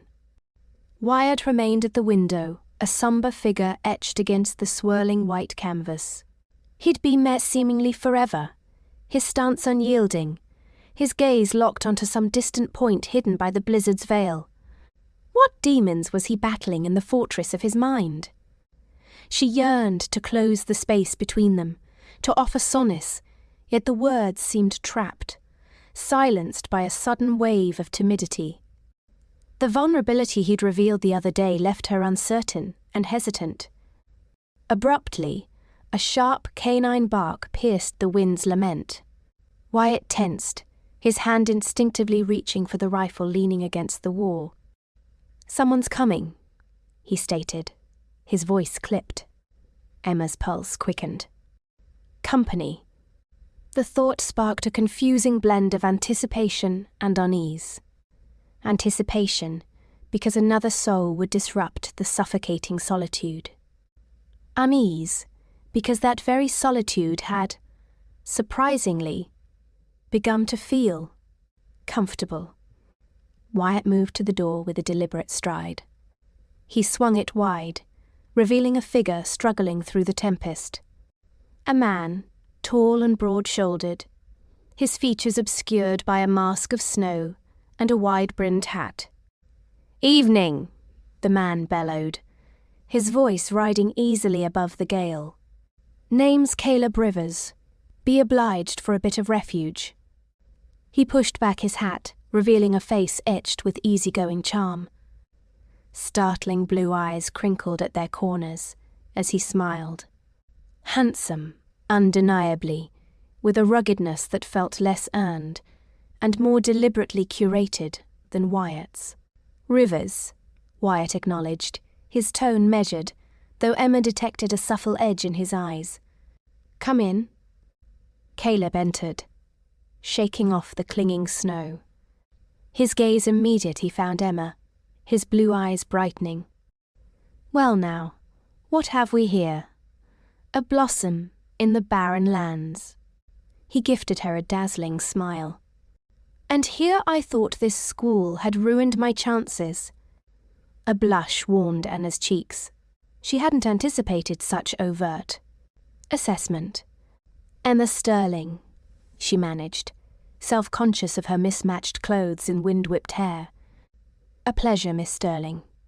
Caleb's gaze lingered fractionally too long before he turned to Wyatt. "Appreciate the welcome, Harding. This storm caught me off guard." "Harding," Wyatt echoed curtly, arms folded. "You riding alone?" "Just me and my horse, Blue." Caleb shrugged, seemingly unfazed by Wyatt's brusqueness. "He's likely found himself a spot in your barn by now." Wyatt's jaw tightened, almost invisibly. "Coffee's on the stove," he offered, turning away. "Help yourself." Caleb ambled over to the stove, pouring a cup. His casual self-assurance rubbed Emma the wrong way. Charming, yes, yet with an underlying smoothness. A sense of performance. "So, Miss Sterling," Caleb began, turning back with a knowing wink. "What draws a lady like yourself to these remote parts?" Before Emma could respond, Wyatt interjected. "Miss Sterling is visiting." His tone held an unmistakable sharpness, a hint of claim. Caleb arched an eyebrow, a knowing smirk playing on his lips. "Is that so?" He glanced back at Emma, his eyes probing. Visiting or marooned? Emma hesitated, unsure of how to answer. The truth felt too intimate, too revealing. A little of both, she finally replied, forcing a smile. Ah, a woman of intrigue, Caleb chuckled, taking a sip of his coffee. I admire that. The atmosphere in the room thickened with unspoken tension. Wyatt remained by the window, back turned, radiating disapproval. Emma felt trapped, an unwitting player in a silent game she couldn't decipher. How long do you foresee staying, Rivers? Wyatt asked, finally pivoting. His voice was dangerously soft. Caleb met his gaze unflinchingly. Depends on the storm, Harding. And perhaps on the company. He flicked a glance at Emma, his smile widening. Wyatt advanced a step, fists clenching. The storm is predicted to clear by morning, he stated, his voice a low rumble. I suggest you be on your way then. Now, Harding, no need for discourtesy. Caleb held up his hands in mock surrender. I'm merely seeking a warm place to rest and a friendly face. And perhaps, he added, eyes gleaming, a bit of conversation to while away the time. A shiver traced Emma's spine. The ambience in the room had transformed, heavy with suppressed animosity. She felt suddenly exposed, vulnerable beneath Caleb's intense scrutiny and Wyatt's barely contained rage. She had grown accustomed to the hushed quiet of the ranch, the fragile connection she had started to build with Wyatt. Now, that delicate peace was shattered, replaced by a palpable sense of foreboding. There's a spare room upstairs, Wyatt said, his voice strained. You can sleep there. He avoided Emma's gaze as he spoke. Caleb nodded, his eyes still fixed on her. Much obliged, Harling. Much obliged indeed. He set down his cup and ascended the stairs.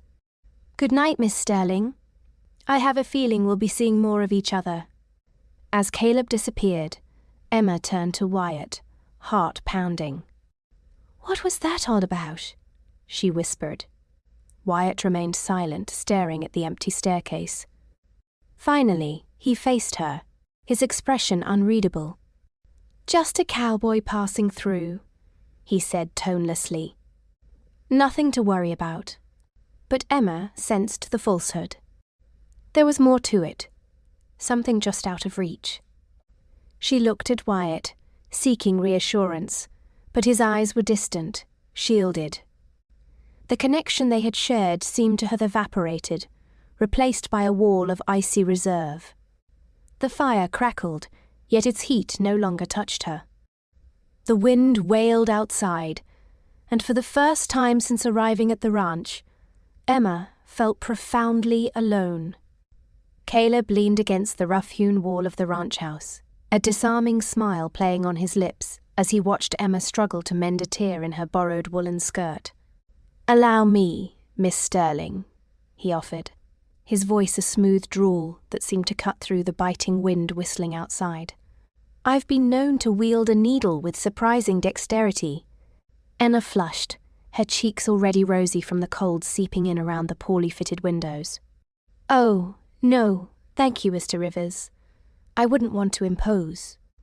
But her fingers fumbled with the thread, and she knew her attempt at the light refusal sounded weak, even to her own ears. Nonsense, Caleb insisted, stepping closer. The scent of his shaving soap, a sharp, unfamiliar fragrance, momentarily overwhelmed the earthy aroma of the ranch house. He gently took the skirt from her hands, his fingers brushing against hers. Consider it a way of repaying your kindness, offering me shelter from this infernal blizzard. Wyatt, who had been silently sharpening knives at the nearby table, scraped his chair back with deliberate force. The sound echoed in the sudden quiet, a blatant interruption. Emma's perfectly capable, he stated, his voice flat, devoid of any inflection that might betray his thoughts.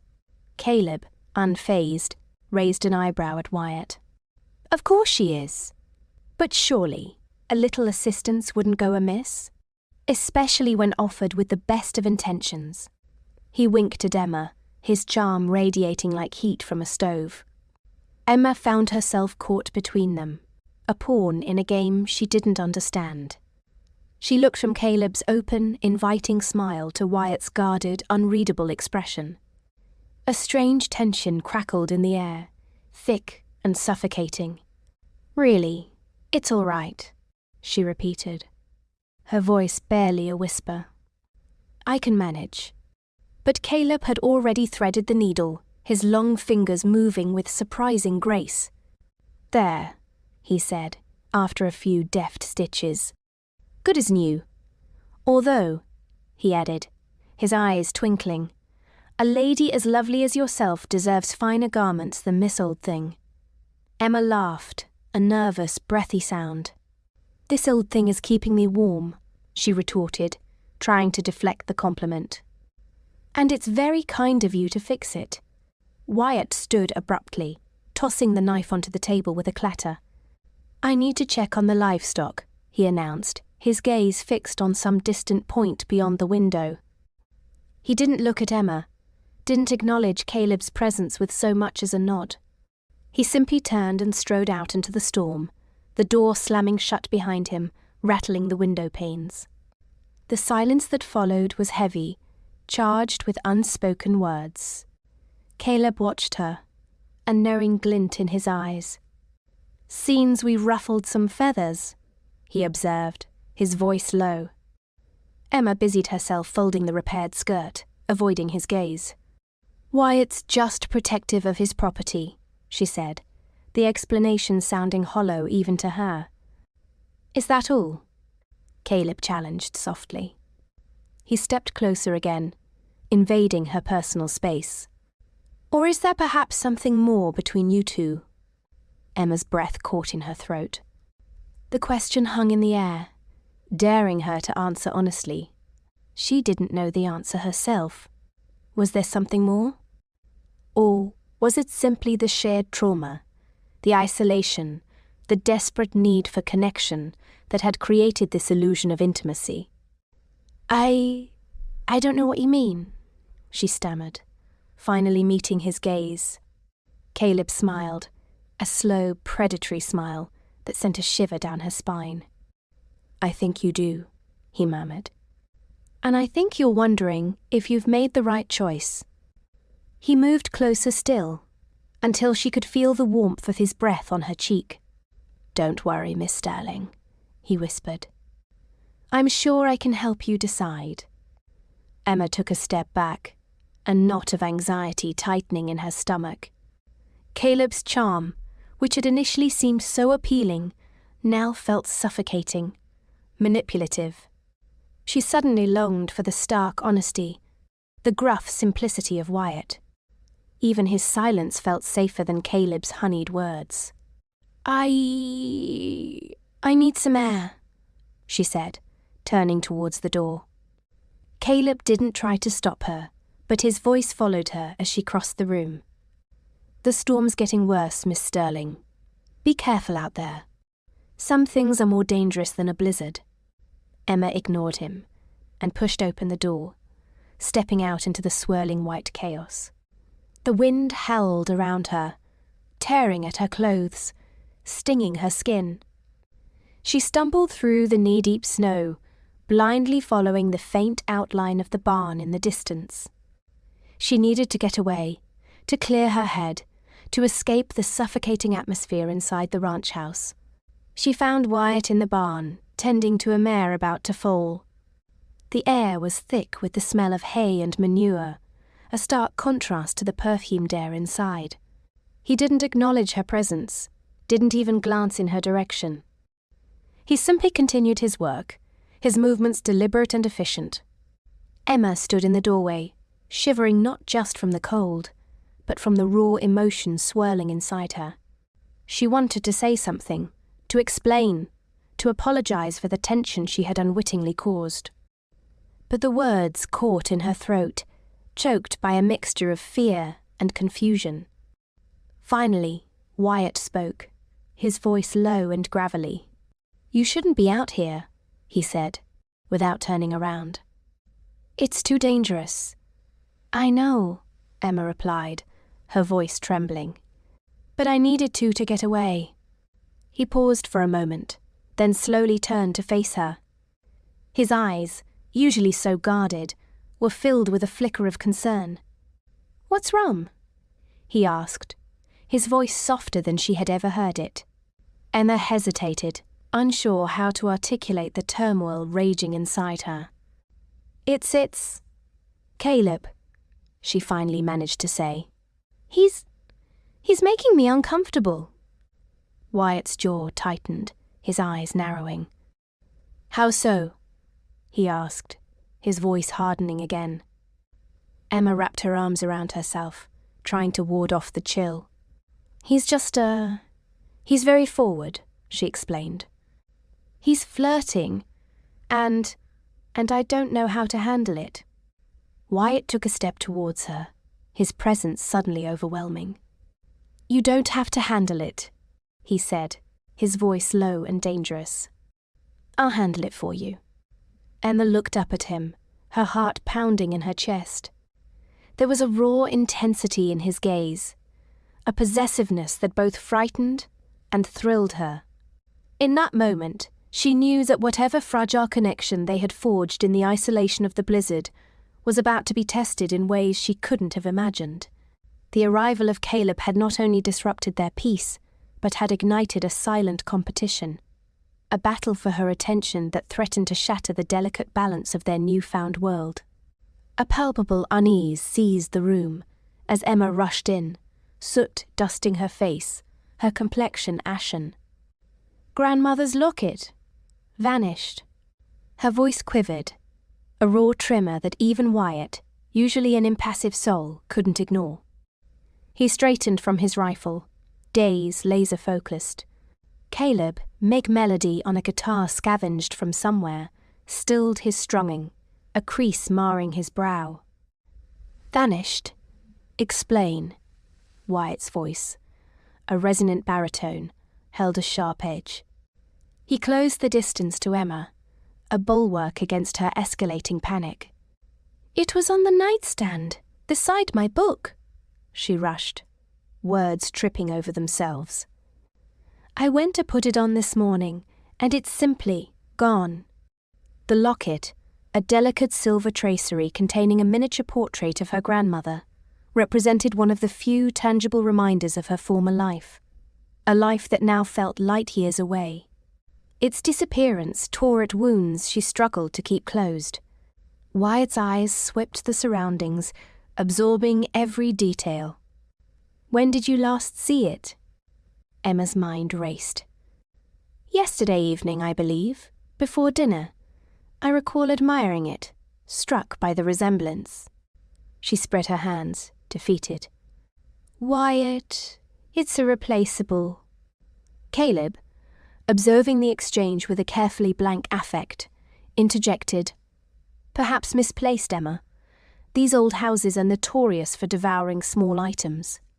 His smile offered reassurance, but Emma found it unsettlingly hollow. Something about his practiced charm rang false.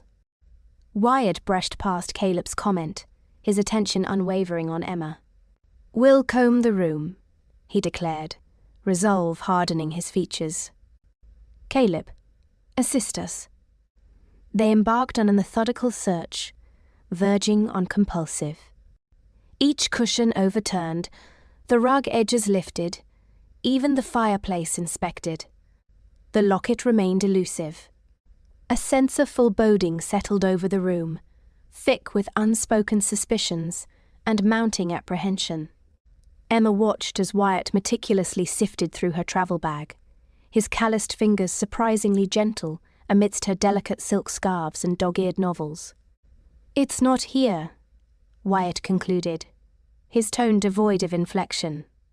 He straightened, brushing off his hands, his gaze meeting Emma's with a complex mix of concern and an emotion she couldn't quite decipher. "Then it's been purloined," Emma stated, the realization landing like a physical blow. Someone, in this house, took it. Her eyes flicked between Wyatt and Caleb, unable to sustain eye contact with either. The silence that followed was oppressive. Caleb shifted uncomfortably, his smile evaporating. "Are you implying?" He left the question dangling, a wounded tone colouring his voice. "I'm stating facts," Emma snapped, her voice climbing. "The locket was here, now it's gone. And we're the only ones here." Wyatt stepped between them, radiating calm authority. "Let's avoid hasty conclusions. It might reappear." His words lacked conviction, however. He knew, as did Emma, the odds of a valuable heirloom spontaneously resurfacing were slim to none. "Who else could it be, Wyatt?" Emma challenged, desperation threading through her tone. "There's no one else, unless you posit that a phantom spirited it away." Wyatt's jaw tensed. He flicked a glance at Caleb, his expression unreadable. The newcomer had arrived penniless, claiming to be a travelling musician down on his luck. He had been affable, helpful, and seemingly harmless. But Wyatt was a rancher, skilled in interpreting the nuances of the land and the skies. He relied on his gut, and something about Caleb felt trum. "Caleb, your whereabouts yesterday evening?"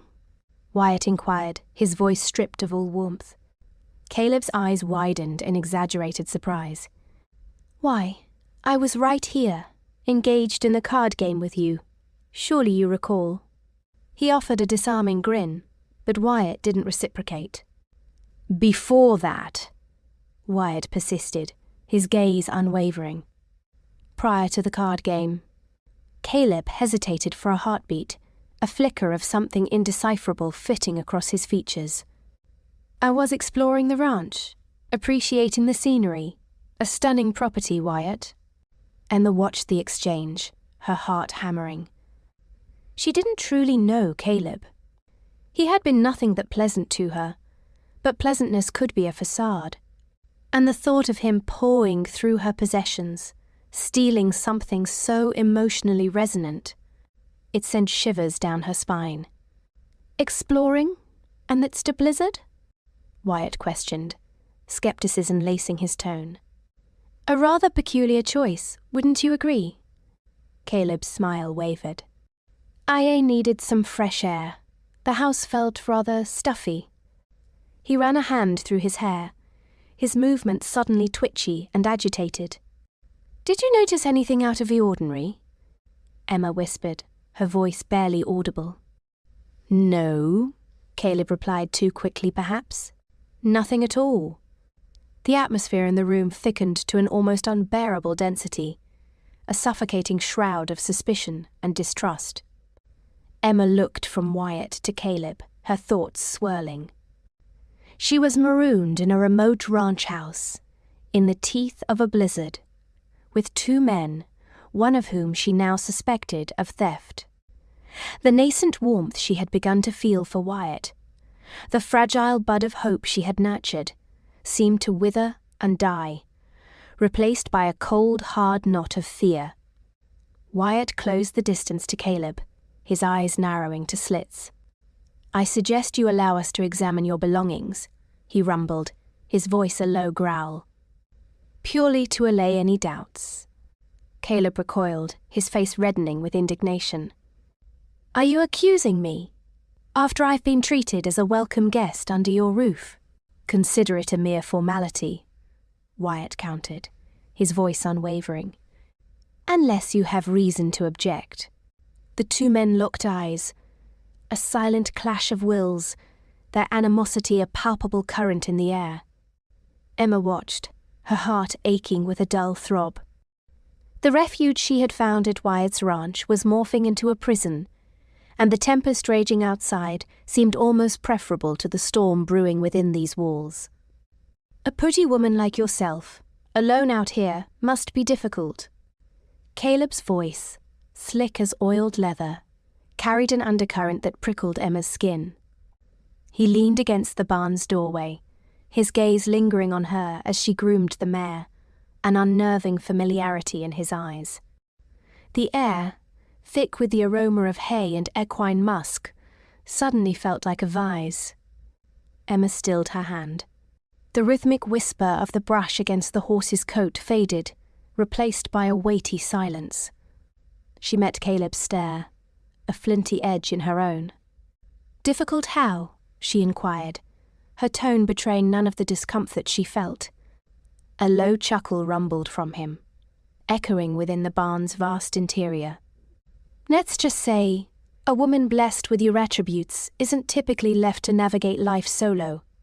Someone like you is accustomed to finer comforts, not this rugged existence." He let the unspoken hang between them, like pollen, swirling in a sunbeam. Heat flared in Emma's cheeks, fueled by more than just the stolen locket. He was challenging her very core, the resilience she'd forged since her grandmother's passing. "I fail to grasp your implication, Mr. Rivers," she retorted, her voice a tightly leashed thing. "Rest assured, self-sufficiency is a skill I've mastered." Caleb detached himself from the doorframe, approaching with a predatory grace that scraped against Emma's nerves. "Oh, I don't doubt your capabilities," he purred, halting within arm's reach. "But capability rarely aligns perfectly with desire, does it? One might endure a frigid farmhouse, yet yearn for a touch more luxury." Emma's grip on the brush tightened. Knuckles, bleaching white. She opened her mouth to unleash a scathing reply, but a voice, as uncompromising as the mountains themselves, cleaved the air. "Back off, Caleb." "Caleb." Wyatt filled the doorway, his stance taut. His eyes narrowed to mere slivers. The affable rancher had vanished, replaced by a presence that thrummed with menace. The atmosphere crackled with unspoken threat. Caleb pivoted, his smile momentarily wavering. He raised his hands in a gesture of mock appeasement. "Just passing the time." "Harding. No harm intended." "Harm is done when you address a woman with such disrespect." Wyatt's voice was a low growl. "Emma is a guest under my roof, and she will be treated as such." Caleb's smile dissolved entirely. "Respect? Is that what you call it? Keeping her penned up here like a prized filly. A woman like her deserves more than just shelter, Harding. She needs a—" He never finished the thought. Wyatt moved with startling speed for a man of his size, closing the gap in 2 swift strides. He seized Caleb's collar, his grip like a vise.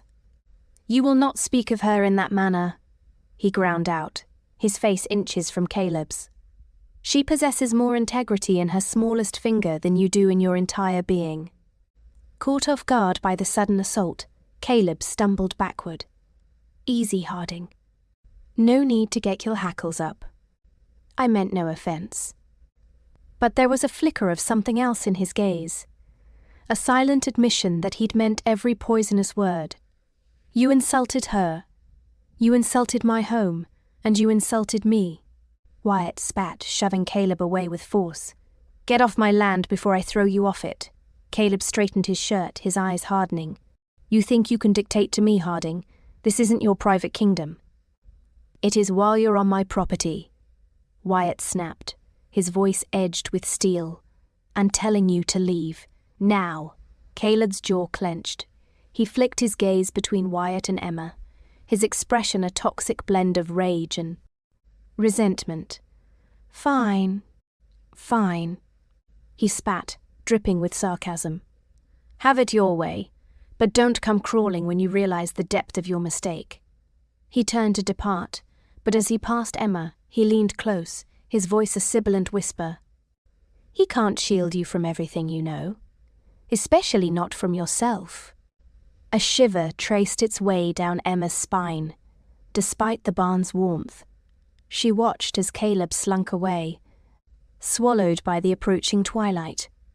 A prickling unease settled within her, a sense that this altercation was far from over. Wyatt turned towards her, his features softening. "Are you all right?" he asked, his voice laced with genuine concern. Emma nodded, though her pulse still hammered erratically. "Thank you, Wyatt," she murmured, her voice barely audible, "for defending me." He moved closer, his gaze intently searching her face. "He had no right to speak to you that way," he asserted, his voice gentle but firm. "No one does." His proximity was both unnerving and surprisingly comforting, stirring a confusing swirl of emotions within her. Emma instinctively retreated a step, widening the space between them. "I should probably see to dinner," she stammered, her voice a tad too high. "It's getting late." Wyatt remained rooted, his eyes still locked on hers. "Emma," he said softly, "you don't have to be afraid here." "I'm not afraid," she insisted, perhaps a shade too quickly. "Aren't you?" he questioned, a melancholic smile playing on his lips. "Or are you simply afraid of what might transpire if you allowed yourself to be?" Before Emma could formulate a response, a shout reverberated from the house. "Wyatt! Get in here, now!" It was Mrs. Peterson, her voice sharp with urgency. Wyatt frowned, turning towards the sound. "Something's amiss," he muttered. He glanced back at Emma, his expression hardening once more. "Stay here," he instructed. "And bolt the door." With that, he strode purposefully from the barn, leaving Emma shrouded in the gathering gloom, her heart pounding a frantic rhythm of fear and bewilderment. She secured the barn door and leaned against it, struggling to regain her breath. What was unfolding? What had Mrs. Peterson witnessed? And why did she feel so profoundly vulnerable, even within the presumed safety of Wyatt's haven? Inside the house, the argument had erupted into a full-blown conflagration. Emma could discern Mrs. Peterson's piercing voice and Wyatt's resonant baritone, punctuated by the jarring sounds of objects crashing. Whatever tensions had been simmering beneath the surface had finally reached their explosive climax. Emma hesitated, caught between an impulse to assist and a fear of intruding upon a private crisis. But as the voices escalated in volume and desperation, she knew she couldn't remain passive. She crept towards the house, her hand hovering uncertainly over the latch. As she neared the entrance, she heard a shattering crash, followed by a choked gasp. A surge of fear propelled her forward. She flung open the door and stepped inside. The scene that greeted her froze her in her tracks. Wyatt and Caleb were locked in a savage brawl, furniture overturned, blood painting grotesque patterns on the walls. Mrs. Peterson cowered in a corner, her face drained of all colour. Wyatt had Caleb pinned against the wall, his fist poised to deliver another blow, but something in Wyatt's eyes gave Emma pause. It wasn't merely anger she witnessed there, but something more profound, something untamed and primal. It was the stark visage of a man driven to the very edge. "Wyatt," she cried, her voice trembling. "Stop! You'll kill him." Wyatt faltered, his grip loosening fractionally. He turned his gaze towards Emma, his eyes wild and unfocused. "He deserved it," he growled, his voice raw and ragged. "He deserved everything he got." "I know," Emma pleaded, stepping closer, her voice trembling. "But it's not worth it. Don't let him transform you into something you're something not." Slowly, with visible struggle, Wyatt lowered his fist.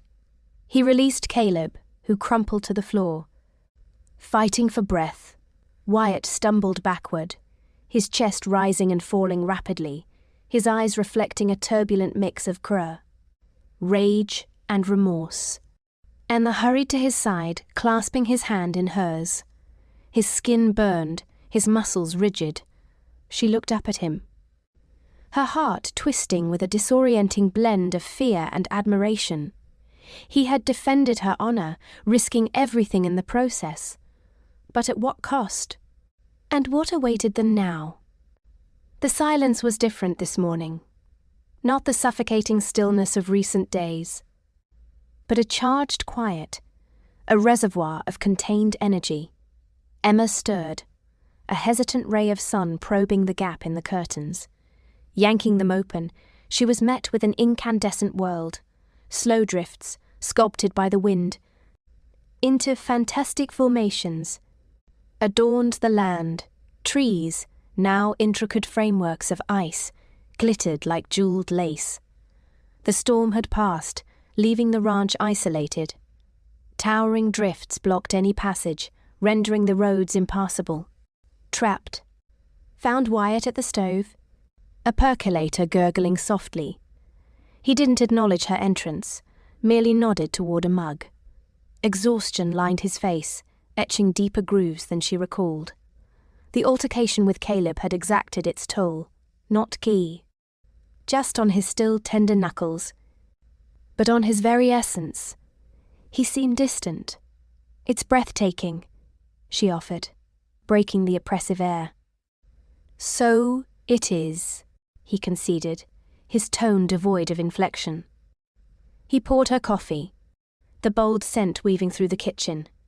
"A beguiling beauty, though. Don't be deceived by the sunshine, it'll be days before anyone can reach us." Emma cupped the warm mug, welcoming the heat into her numb fingers. "So, we're still marooned." He finally met her gaze, his eyes direct and steady. "Seems that way." They ate breakfast wordlessly, the delicate chime of silverware the only sound. Emma toyed with her meal, her appetite quelled. The brawl, Caleb's cutting remarks, the memory of Wyatt's barely leashed fury a knot in her stomach. She could no longer ignore it. "Wyatt," she began, her voice barely audible. She cleared her throat, tried again. "Wyatt, there's something I need to ask."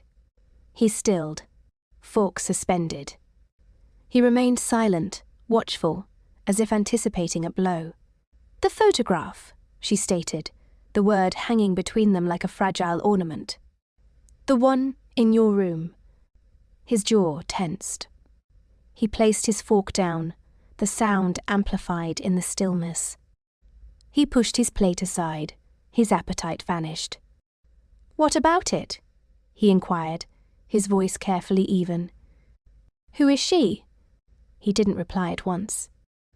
He stared out at the blinding expanse, as if searching for the appropriate response, or perhaps, Emma suspected, attempting to circumvent the question entirely.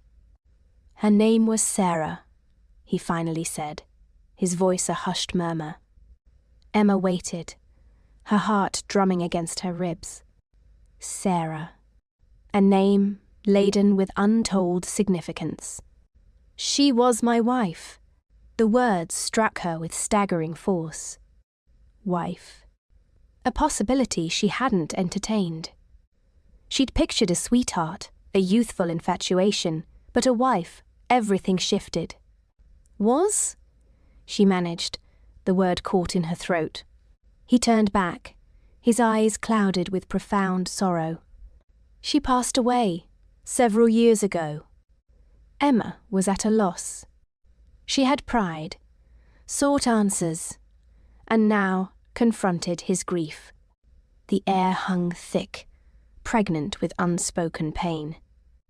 "I'm so sorry," she offered, the words painfully inadequate. He shrugged, a gesture that spoke of futility, of the irreversibility of the past.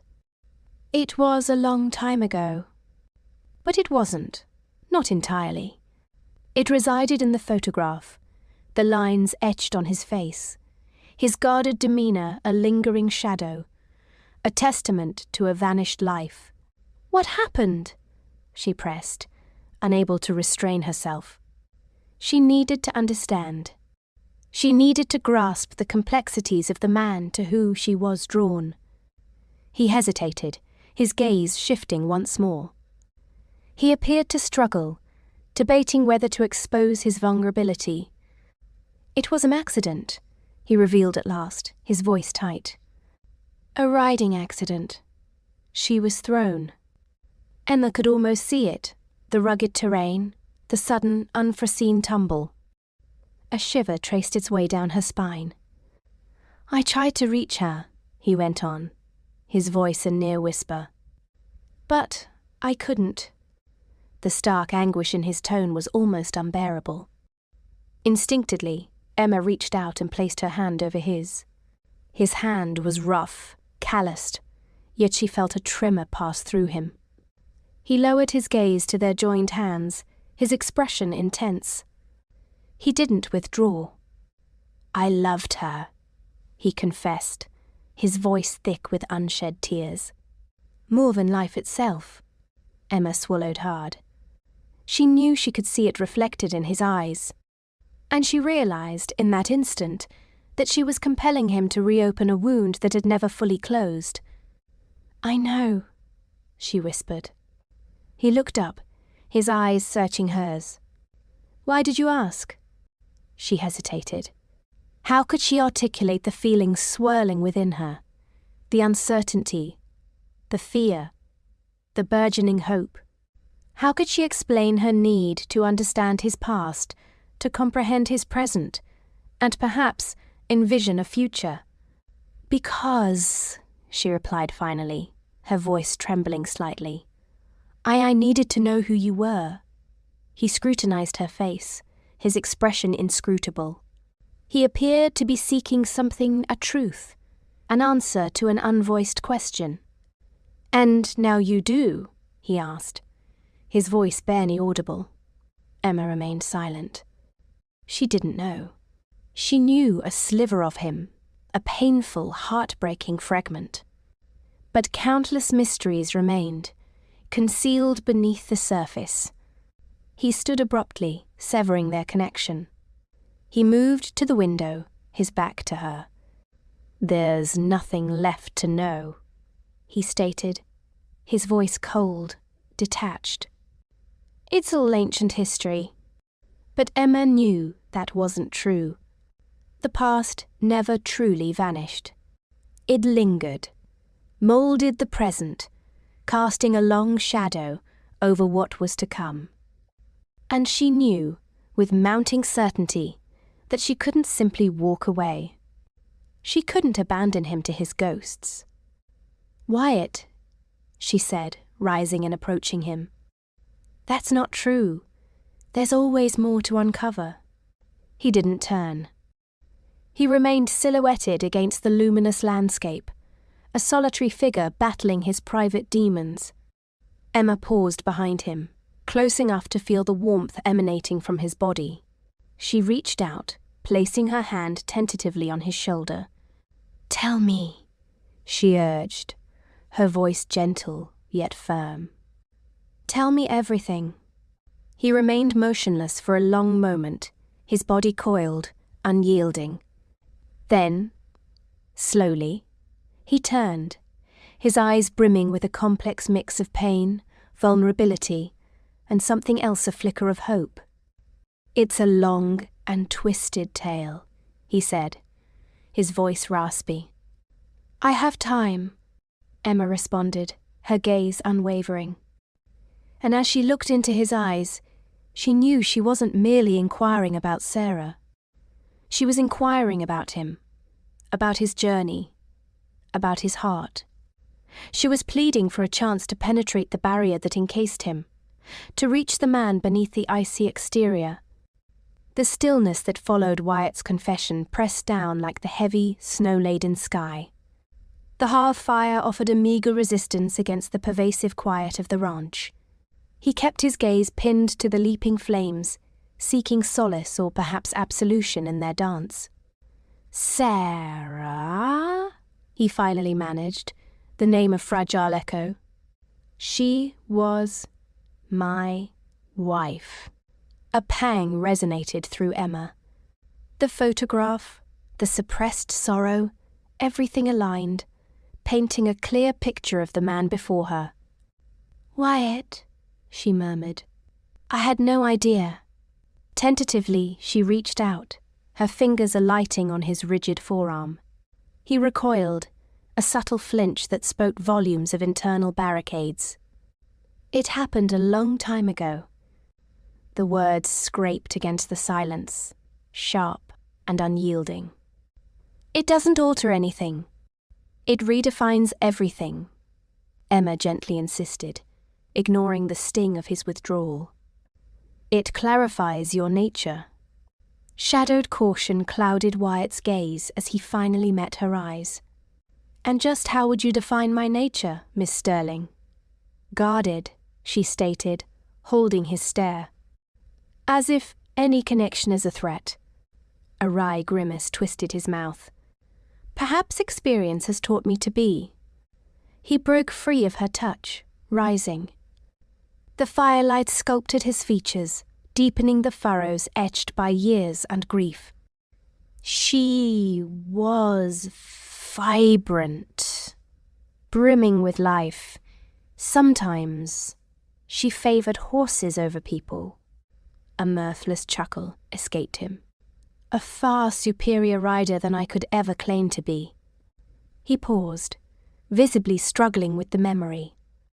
Sensing his need to unburden himself, Emma remained silent. "We were riding that spring," he began, his voice barely audible. "Up in the high meadows. The thawing ground was treacherous. Sarah, she always pushed boundaries, tested limits. She attempted a jump, an ill-advised one. The earth gave way beneath the hooves. The horse went down, crushing her." He broke off, gasping for breath. The horrific tableau played out vividly in Emma's mind, a bright spark extinguished in a heartbeat. "I managed to free her," he continued, his voice thick with unshed tears. "But it was too late. She died in my arms." The fire spat, sending sparks spiraling upwards, the sudden noise magnified in the suffocating silence. Emma rose and approached him, this time placing a firm hand on his shoulder without hesitation. "Wyatt, I am truly sorry." He didn't shrug her off. He stood unyielding, yet remained connected. "It was my fault," he confessed, raw guilt lacing each syllable. "I should have intervened. I should have known better." "Don't blame yourself," Emma insisted, her tone resolute. "Accidents happen. You can't control fate." "That's what they all said," he retorted, bitterness coating his voice. "But they weren't there. They didn't witness her lifelessness." He turned towards the window.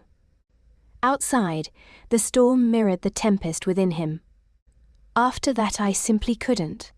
I couldn't allow myself to feel anything for anyone. Safety lies in emotional detachment, less pain."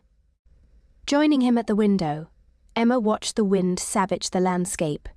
"But is that living?" she countered softly. "Or merely existing?" He remained silent, his gaze lost in the swirling chaos. "Wyatt," Emma said, turning him to face her. "You don't have to shoulder this alone. It's all right to grieve. It's all right to feel. It's all right to let someone in." His eyes searched hers, hesitant and vulnerable. "You don't comprehend," he said, his voice swallowed by the storm's fury. "You have no concept of losing everything." "Perhaps not," Emma replied gently. "But I understand loneliness. Fear. The feeling of being an outsider." She paused, inhaling deeply. "I can't erase your pain, Wyatt. But I can be present. I can listen. I can offer solace." He scrutinized her, his expression an enigma. For a long beat, only the wind and the fire filled the void. Then, slowly, almost imperceptibly, he inclined his head. "Thank you," he whispered, the words a fragile offering. Emma squeezed his hand. "You're welcome." The room's stifling tension dissipated, replaced by a delicate thread of connection. Shared sorrow and unspoken empathy formed a bridge linking their disparate worlds and histories. Yet, even as a spark of hope ignited within Emma, a seed of doubt took root. Could she truly penetrate Wyatt's defenses and facilitate his healing? Or was she destined to become another fleeting presence, vanishing like the springtime thaw? The arrival of Caleb, with his disarming charm and knowing smiles, introduced a further complication.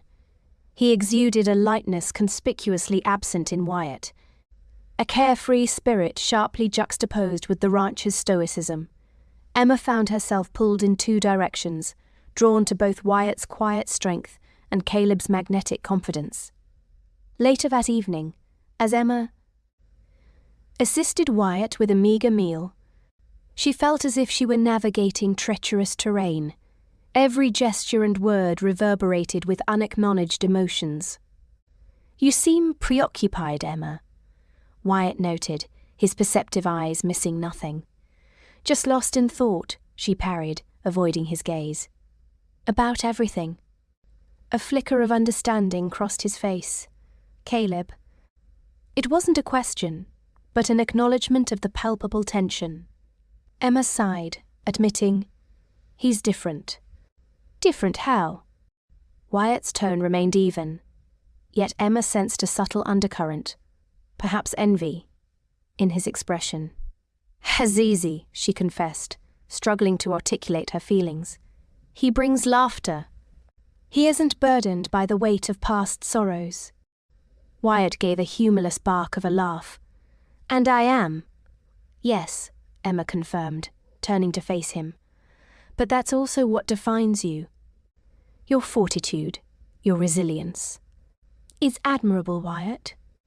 "Admirable," he echoed, his voice devoid of inflection. "But not a desirable?" The question hung suspended, laden with unspoken yearning. Emma recognized the pivotal nature of her response, capable of either cementing their bond or shattering it beyond repair. Drawing a deep breath, she moved closer. "You are desirable, Wyatt," she confessed, her voice barely a breath. "In a way that terrifies me." Moonlight caught on something metallic, drawing Emma's attention. Not on the mantel, where her grandmother's keepsake usually lay, but peeking from beneath Caleb's bulging travel bag. A chill, deeper than the winter air, settled in her stomach, dimming the pleasant afterglow of her earlier chat with Wyatt. Edged closer, the rug absorbing the sound of her boots. Caleb was absent. His offer to check on the horses, initially so thoughtful, now reeked of deception. With trembling hands, she pulled the bag further open. There it was. The locket, its silver tendrils glinting amidst Caleb's spare belongings. The intricate design seemed to mock her faith in him, her gullibility. A floorboard groaned behind her. Turning, she found Wyatt framed in the doorway, his face a study in grim realization. He'd grasped the situation at a glance. The unspoken question thrummed in the space between them. "He's running," Emma breathed, the accusation tinged with disbelief. "He's been robbing us blind." Wyatt's jaw hardened. "I'll take care of this." He pivoted, his movements economical and resolute. Emma watched him leave, a coil of apprehension tightening within her. She couldn't remain idle. This wasn't drawing-room gossip. It was her life, her family history, being pilfered. Snatching her thick coat from its peg, she plunged out into the frigid blast. The snowfall had intensified, a dizzying white vortex. The barn was a blurred shape, Caleb invisible. Fear threatened to suffocate her, yet Wyatt's silhouette, cutting across the yard, gave her resolve. He strode purposefully toward the stables, rifle in hand. Caleb erupted from the barn, leading a saddled car. Horse. Spotting Wyatt, he hesitated briefly, then slammed his heels into the horse's flanks, bolting toward the south pasture. "Wyatt!" Emma cried, her voice shredded by the wind. "He's escaping!" Wyatt cursed under his breath. A shot was too risky in this maelstrom. He could wound the horse, or worse, provoke Caleb. He swung onto his own mount, a powerful black, and gave chase. Emma stood frozen. watching them vanish into the swirling white. Then determination solidified within her. She refused to be a damsel in distress, passively awaiting rescue, reeling back inside. She grabbed Wyatt's backup rifle from the rack above the hearth and plunged after them. The gale clawed at her, snow obscuring her vision. She floundered through drifts, lungs burning, fingers aching. The tracks were fading, swallowed by the relentless storm. Just as she thought she could endure no more, she spied them. Two dark forms etched against the white nothingness, locked in brutal combat. Wyatt had intercepted Caleb, but Caleb was putting up a fierce fight. They wrestled in the snow, their motions spasmodic and desperate. Emma raised the rifle, her hands slick with cold. A clean shot was impossible without endangering Wyatt. Caleb broke free, scrambling onto his horse. He wheeled to face Wyatt, a sneer contorting his features. "You should have stayed out of this, old man," he roared, his words distorted by the gale. "This isn't your concern." Wyatt stood firm, eyes blazing with fury. "This is my home," he bellowed back, "and you're a common thief." As Caleb spurred his horse, Emma made her move.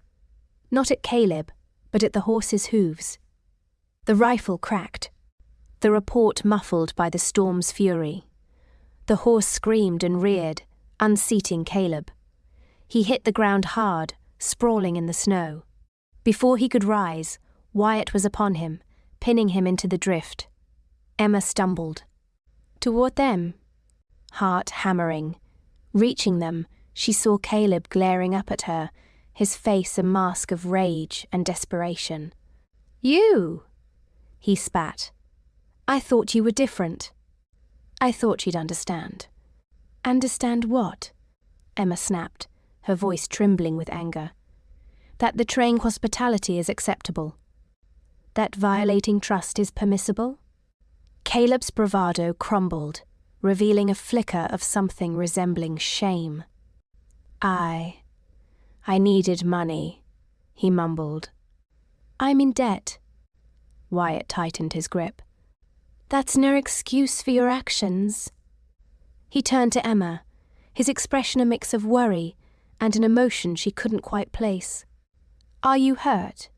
Emma shook her head, struggling to breathe. "I'm all right, just profoundly disappointed." She gazed at Caleb, a wave of sorrow washing over her.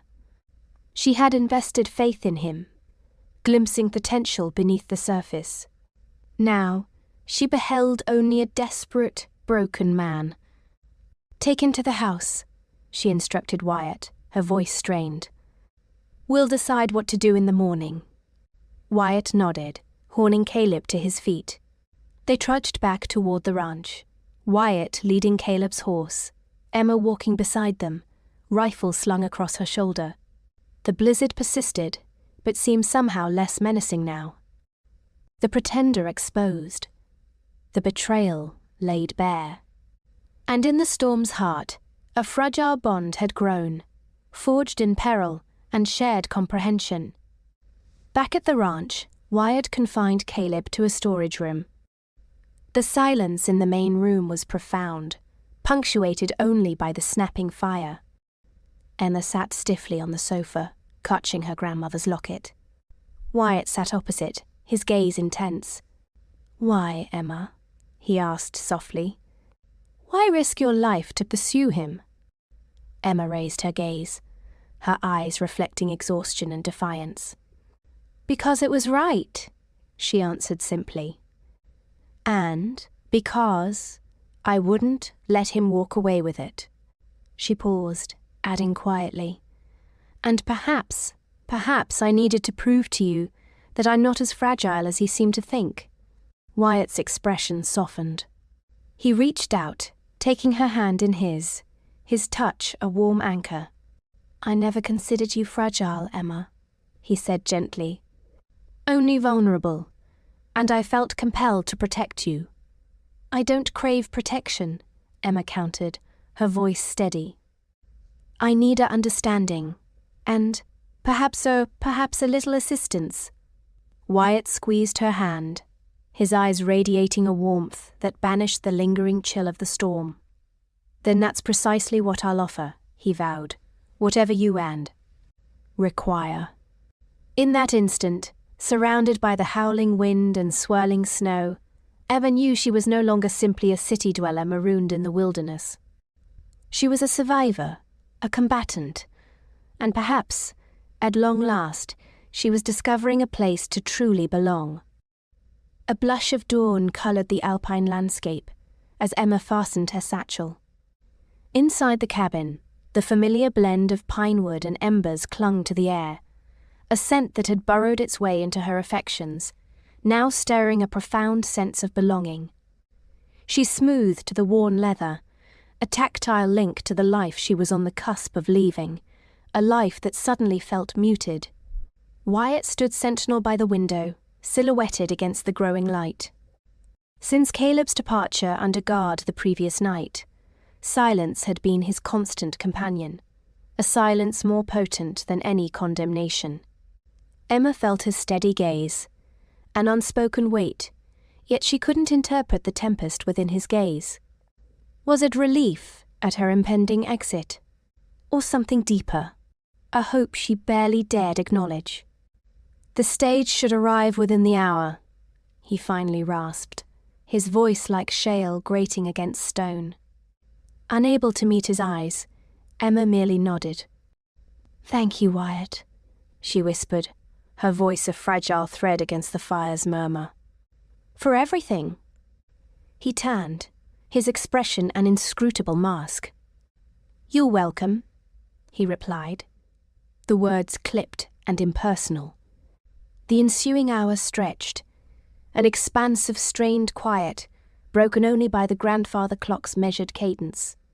Emma threw herself into trivialities, smoothing imagined wrinkles from blankets, nudging objects on the mantel, anything to delay the inevitable.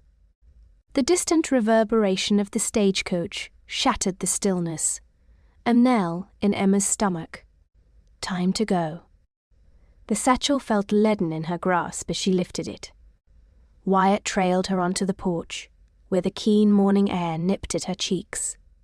The stagecoach materialized in a flurry of snow and grit, the driver a stout figure etched with weather.